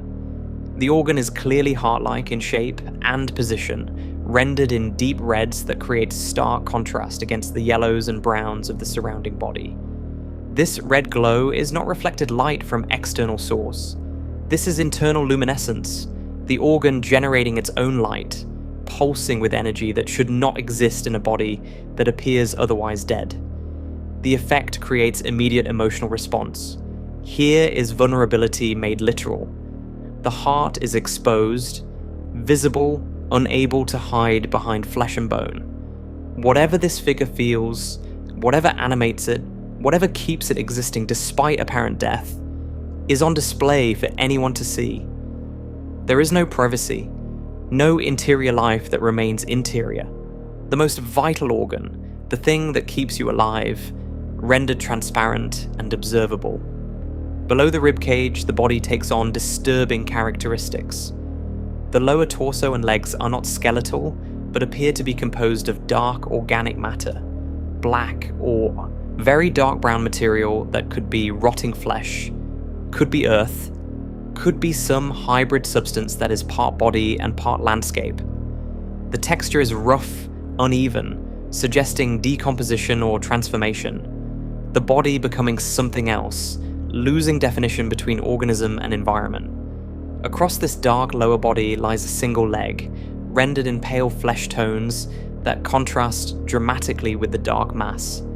This leg appears almost healthy, almost living, skin tone suggesting blood flow and vitality, but it lies at wrong angle, positioned across the body rather than attached to it in any anatomical sense.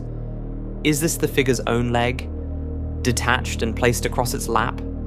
Is it someone else's leg, held or displayed? The painting provides no clarification, only the disturbing image of pale limb against dark organic mass. The positioning of this leg creates narrative questions the painting refuses to answer. Why is it there? What is its relationship to the figure? The casual way it rests across the body suggests either complete acceptance of this arrangement, or perhaps that the figure is no longer capable of emotional response to its situation. This might simply be how things are. A body with transparent chest, dark decomposing lower half, and a pale leg draped across it like forgotten garment. The background divides into two distinct colour zones. The upper 2/3 fill with warm yellows and oranges, creating sunset atmosphere that should be beautiful, but instead emphasizes the tragedy of the figure in foreground. This is golden hour light, the time photographers chase for its flattering warmth, here illuminating a body in process of simultaneous decay and impossible life. The lower portion of the background contains green or turquoise tones, possibly suggesting water or perhaps earth, creating ground or horizon line that anchors the figure spatially. These cool tones provide color contrast to the warm sunset, creating visual balance while emphasizing the figure's isolation against elemental emptiness. The figure's pose conveys neither obvious suffering nor peace. The body simply exists, seated, facing forward, displaying its transparent interior and decomposing exterior without apparent emotion. The shoulders are slightly hunched, but not dramatically so. The visible arms hang naturally. There is no theatrical gesture of despair or defiance, just presence, just existing in this state, in this place, forever or until the painting itself deteriorates.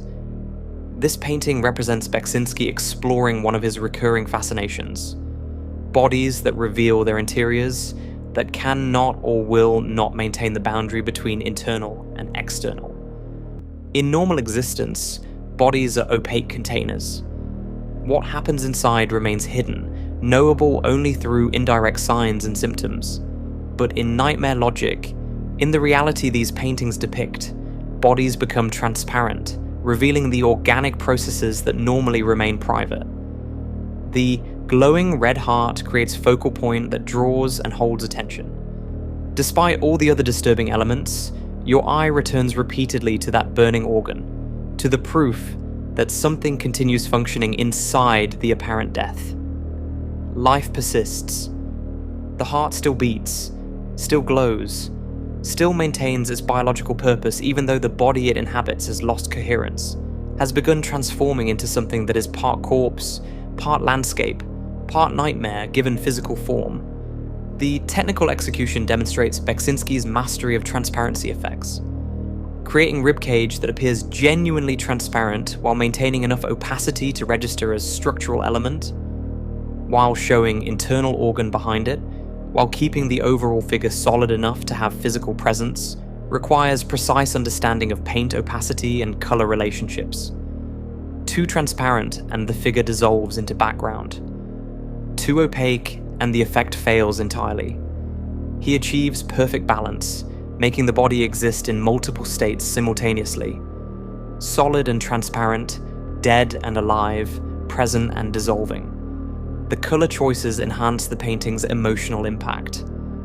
The warm yellows and oranges of the background create melancholy beauty, the kind of light that makes you aware of time passing, of endings approaching.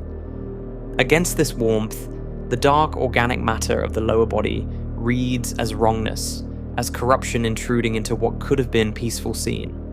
And the red glowing heart provides the punctuation, the point of intense color that commands attention and won't release it.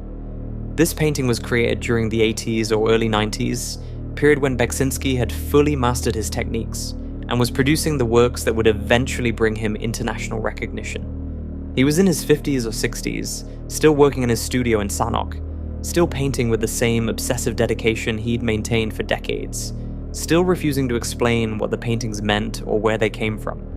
The transparent body paintings became some of his most reproduced and shared works, particularly after his death when internet discovery of his art accelerated. The image of the glowing heart inside transparent chest resonated with viewers who saw in it metaphors for emotional vulnerability, for feeling exposed, for being unable to hide internal struggles from external observation. Beksiński would not have confirmed these interpretations, would not have said yes. This painting is about emotional exposure or psychological vulnerability or any other symbolic reading. He painted what his imagination produced. He painted bodies with transparent chests and glowing hearts and dark, decomposing lower halves, because that's what appeared when he sat down with canvas and paint. The meaning, if meaning existed, was in the image itself, not in explanation or analysis. The figure sits facing forward, its red heart visible through, transparent ribs, its body dissolving into dark organic matter, a pale leg resting across its lap for reasons unknown. Behind it, sunset continues, golden light illuminating this impossible body in eternal moment between life and death, between flesh and earth, between what you can see and what remains hidden, despite apparent transparency. The painting offers no comfort, no resolution, no explanation. It simply presents this vision and lets you experience whatever response the image triggers. Horror, sadness, empathy, revulsion, fascination. Whatever you feel is correct because the painting exists to generate response rather than communicate specific message. The heart continues glowing. The body continues its slow transformation. The sunset continues painting the world in golden light. And the figure sits eternal witness to its own dissolution, unable to hide what burns inside it, unable to complete whatever process would finally allow it to rest. This painting shows a figure of impossible scale, so massive that it dominates not just the composition but the entire world the painting depicts. The figure appears to be draped over or emerging from a dark architectural structure, its body integrated with the building in ways that make it unclear where structure ends and organism begins. This is not a person standing in a landscape. This is something monumental, cosmic in scale, existing somewhere between sculpture and living presence. The body is wrapped in dark fabric or perhaps a cape, rendered in blacks and deep browns that create silhouette against the orange-red apocalyptic sky.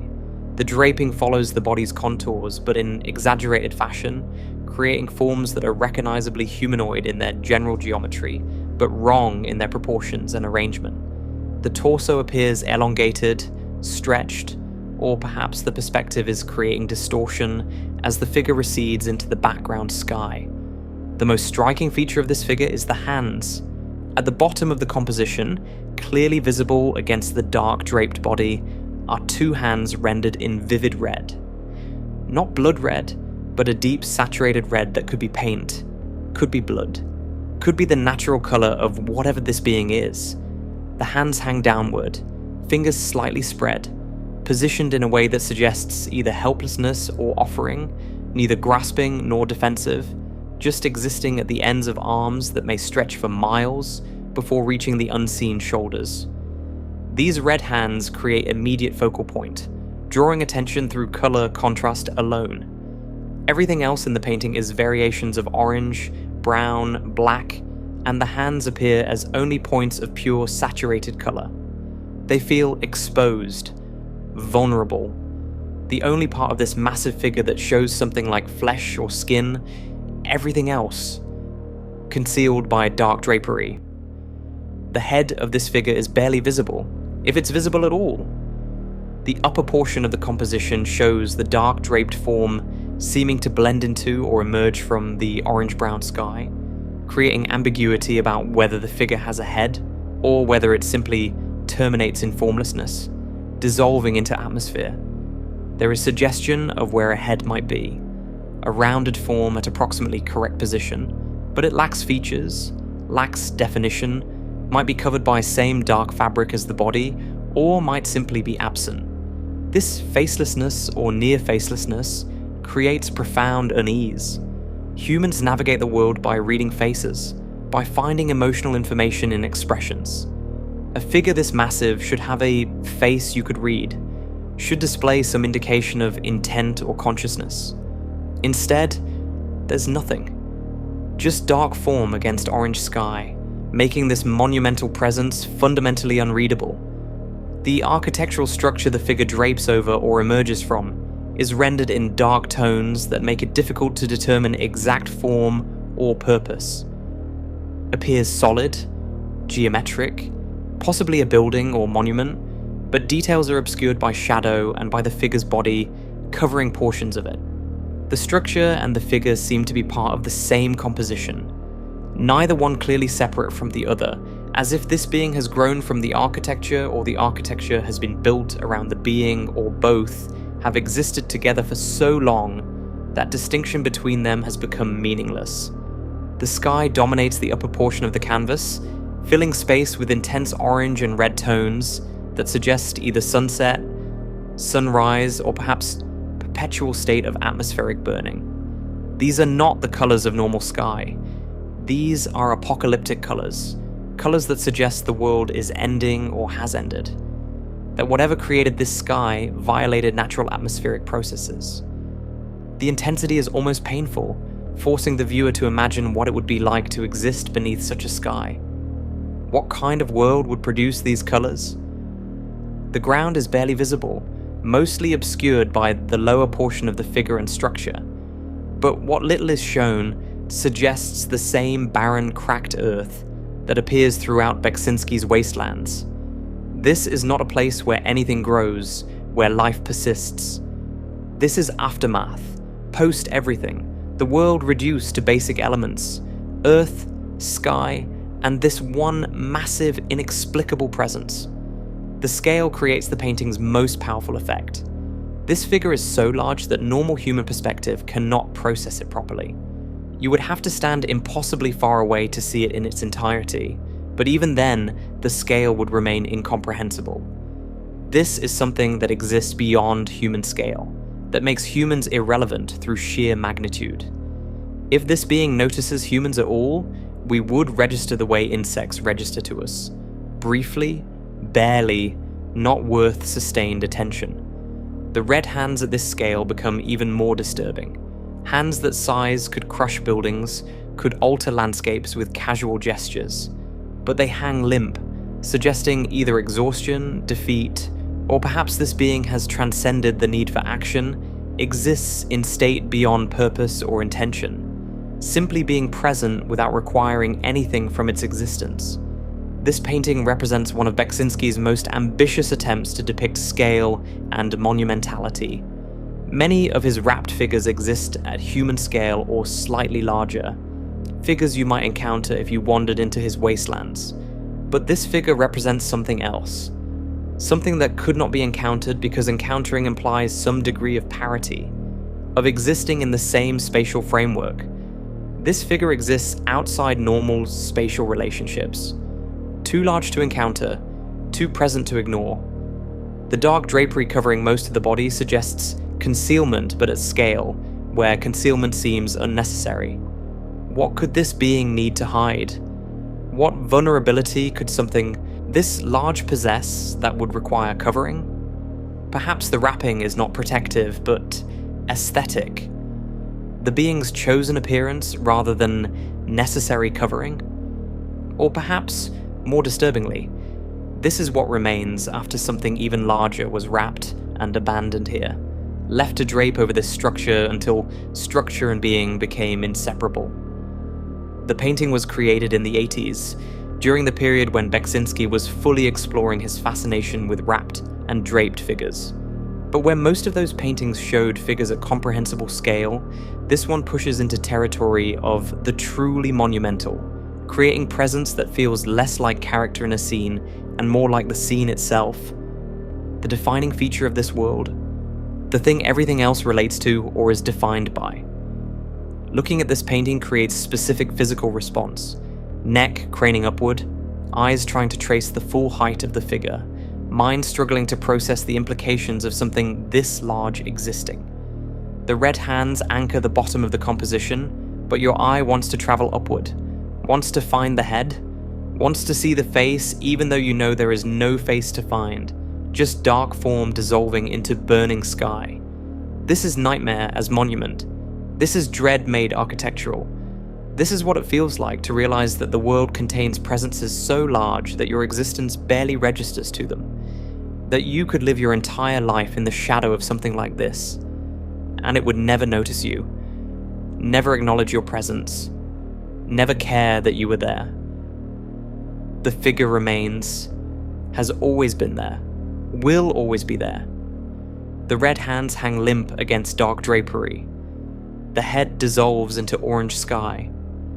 The structure supports or is supported by this massive form, and somewhere far below, too small to depict in the painting, humans might exist, might go about their small human activities, might build their civilizations, and wage their wars and create their art, all of it occurring in the shadow of this monumental witness who feels nothing about any of it because consciousness at that scale operates according to completely different rules than the consciousness that creates meaning from human scale existence. The painting offers no explanation, no comfort, no sense that this situation could be changed or escaped. This is simply how this world is, how it has always been, how it will always be. A massive draped figure with red hands existing in perpetual sunset, making everything else small by comparison, teaching through its presence the fundamental insignificance of existing at human scale in a universe that contains things too large to comprehend. Zdzisław Beksiński died on February 21st, 2005. He was 75 years old. The circumstances were brutal. A 19-year-old neighbor stabbed him 17 times in his Warsaw apartment over a dispute about money. The young man had done odd jobs for Beksiński, had asked to borrow money, had been refused, so he killed him. 17 stab wounds. The artist who had painted nightmares for 50 years died in a nightmare that was completely, horrifyingly real. By that point, Beksiński had already lost everything that mattered to him. His wife Zofia had died in 1998. His son Tomasz, a music journalist and translator who had been one of the few people who truly understood his father's work, killed himself on Christmas Eve, 1999. Beksiński found the body. The man who had painted death in hundreds of variations, who had depicted skeletal figures and transparent bodies and endless wastelands, came home to find his son dead by suicide during what should have been celebration of family and hope. After Tomasz's death, Beksiński continued painting. What else could he do? The work had been his constant companion for decades. The nightmares didn't stop just because real life had become more nightmarish than any canvas could capture. He painted through grief, painted through isolation, painted until a teenager with a knife ended the process permanently. The tragedy of his death overshadowed his work for a while. The media focused on the brutal circumstances, on the senseless violence, on the famous artist murdered in his own home. But gradually, attention returned to where it belonged, to the paintings themselves, to the extraordinary body of work he had created across 5 decades, to the unique vision he had manifested through thousands of hours of dedicated practice. Because Beksiński's legacy is not how he died. His legacy is what he created. His legacy is every canvas where he made nightmares visible, where he documented worlds that existed only in his consciousness but felt more real than the supposedly real world outside his studio. His legacy is the technical mastery, the compositional sophistication, the color relationships and atmospheric effects that made two-dimensional surfaces feel like actual spaces you could enter if you were brave enough or foolish enough to try. During his lifetime, recognition came slowly. He exhibited occasionally in Poland, gained small following among people who appreciate dark surrealism, but remained largely unknown outside his immediate artistic circle. The communist cultural apparatus ignored him. His work served no political purpose, inspired no workers, celebrated no industrial achievements. It just existed, strange and disturbing and utterly individual. After the fall of communism in Poland, opportunities expanded slightly. Some galleries showed interest, some collectors began acquiring his work, but he remained obscure compared to internationally famous artists.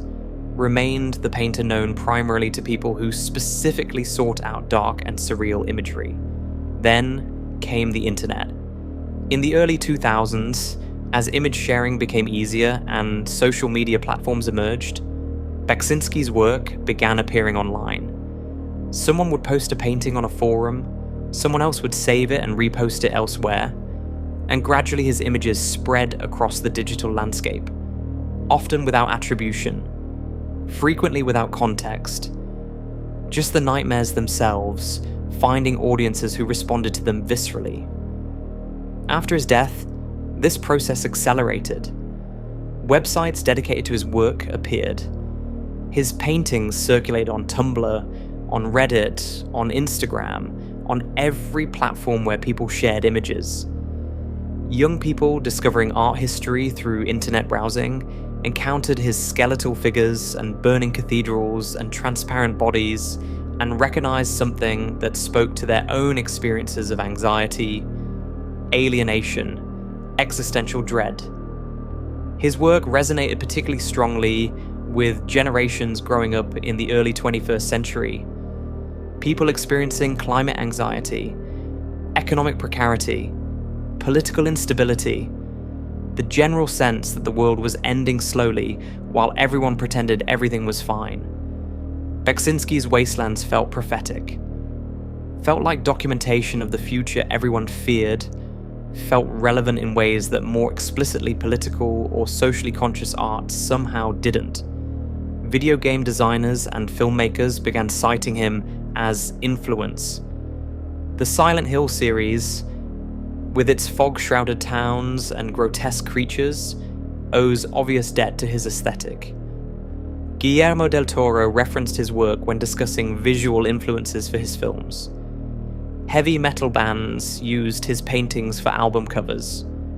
His imagery became part of the visual vocabulary of contemporary dark art. His influence visible in countless works by artists who may not even know his name, but absorbed his aesthetic through cultural osmosis. Museums and galleries that had ignored him during his lifetime began mounting retrospectives after his death. Major exhibitions in Poland, then spreading to other European countries, then eventually reaching audiences worldwide. Art critics and historians who had dismissed him as mere genre painter creating horror imagery began reassessing, recognizing the technical mastery and psychological depth that elevated his work beyond simple shock value. But perhaps the most meaningful legacy is how his paintings continue affecting individual viewers. People encounter his work and experience immediate visceral response, recognition of something they didn't know could be articulated visually. The nightmares he painted resonate because they tap into fears and anxieties that transcend specific cultural moments, that connect to fundamental aspects of consciousness itself. His refusal to explain his work, his consistent rejection of symbolic interpretation, this actually enhanced rather than diminished impact. The paintings exist without mediation, without artist commentary telling you what to think or feel. You encounter them directly, experience whatever psychological response they trigger, and that response is valid because the paintings were created to generate response rather than communicate specific message. He painted what he saw when he closed his eyes. Painted the landscapes that existed in some other dimension his consciousness seemed to access. Painted skeletal figures and burning cathedrals and transparent bodies and rapt wanderers, not because he understood what they meant, but because they demanded to be painted, because not making them visible would have been impossible. For 50 years he maintained this practice, every day in his studio, brush in hand, canvas before him, creating worlds that shouldn't exist but somehow felt more authentic than the supposedly real world outside. He didn't seek fame or recognition or financial success from the work. He painted because painting was what he did, how he processed existence, his way of making sense of consciousness that seemed to generate nightmares automatically. The paintings accumulated, hundreds of them, stacked in his apartment, stored in galleries, scattered across collections. Each one a window into his mind, each canvas documenting another aspect of the nightmare geography he had permanent residence in. Some paintings more resolved than others, some more explicitly horrific, some operating more through atmosphere and suggestion, but all of them unmistakably his, all bearing the signature of his unique vision. Looking at the full scope of his work reveals consistent evolution. The early photography and drawings showing him testing techniques, learning how to manifest visions. The surreal paintings of the 60s showing him finding his style, discovering what disturbed him most effectively. The skeletal figures and Gothic architecture of the 70s and 80s showing full maturity, complete confidence in his aesthetic choices. The later works showing refinement, subtle variations on established themes, continued exploration right up until his death ended the process. What makes his work endure is not just technical skill, though his mastery of oil painting techniques is undeniable. What makes it endure is authenticity. The sense that these images come from somewhere deep and real, that they're not calculated for effect, but genuine documentation of internal landscape that happen to be composed of nightmares and wastelands and figures that exist between life and death. In a culture increasingly dominated by artificial imagery, by computer-generated effects and digital manipulation, Beksiński's paintings feel powerfully analog, powerfully human. They were made by hand, by a person sitting with canvas and paint, translating visions into visible form through physical process that left traces of its creation in every brushstroke. The paintings bear evidence of their making, and that evidence connects them to tradition of art making that stretches back millennia. He painted in isolation, painted without knowing if anyone would care, painted because not painting would have been abandoning the only thing that made sense to him. And now, decades after his death, millions of people have encountered his work, have experienced the nightmares he made visible, have found something meaningful in the skeletal figures and burning skies and endless wastelands. This is what art does when it's genuine, when it comes from necessity rather than calculation. It transcends its creator's lifetime, finds audiences across cultures and generations, continues resonating because it taps into something fundamental about consciousness and existence, and what it means to be aware in a universe that provides no explanation for awareness. Zdzisław Beksiński painted nightmares. That's what he did. That's what he'll be remembered for. Not the tragedy of his death, not the losses he suffered, but the extraordinary visions he manifested across thousands of canvases. The skeletal figures still stand in their wastelands. The transparent bodies still reveal their glowing hearts. The rapt wanderers still walk across barren landscapes under burning skies. The paintings continue existing, continue affecting viewers, continue doing what art does when it succeeds, creating experiences that couldn't exist any other way. He wished to paint as if photographing dreams. He succeeded. The photographs exist on canvas, permanent documentation of nightmares that felt more real than reality, that continue feeling real to everyone who encounters them, that will remain real as long as the paintings survive, and people continue looking at them and experiencing whatever response the nightmares trigger.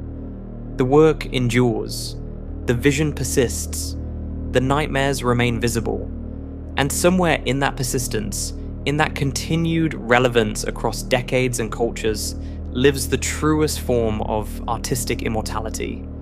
Not being remembered, but being continuously experienced, continuously relevant, continuously capable of creating the psychological effects the artist intended when brush first touched canvas.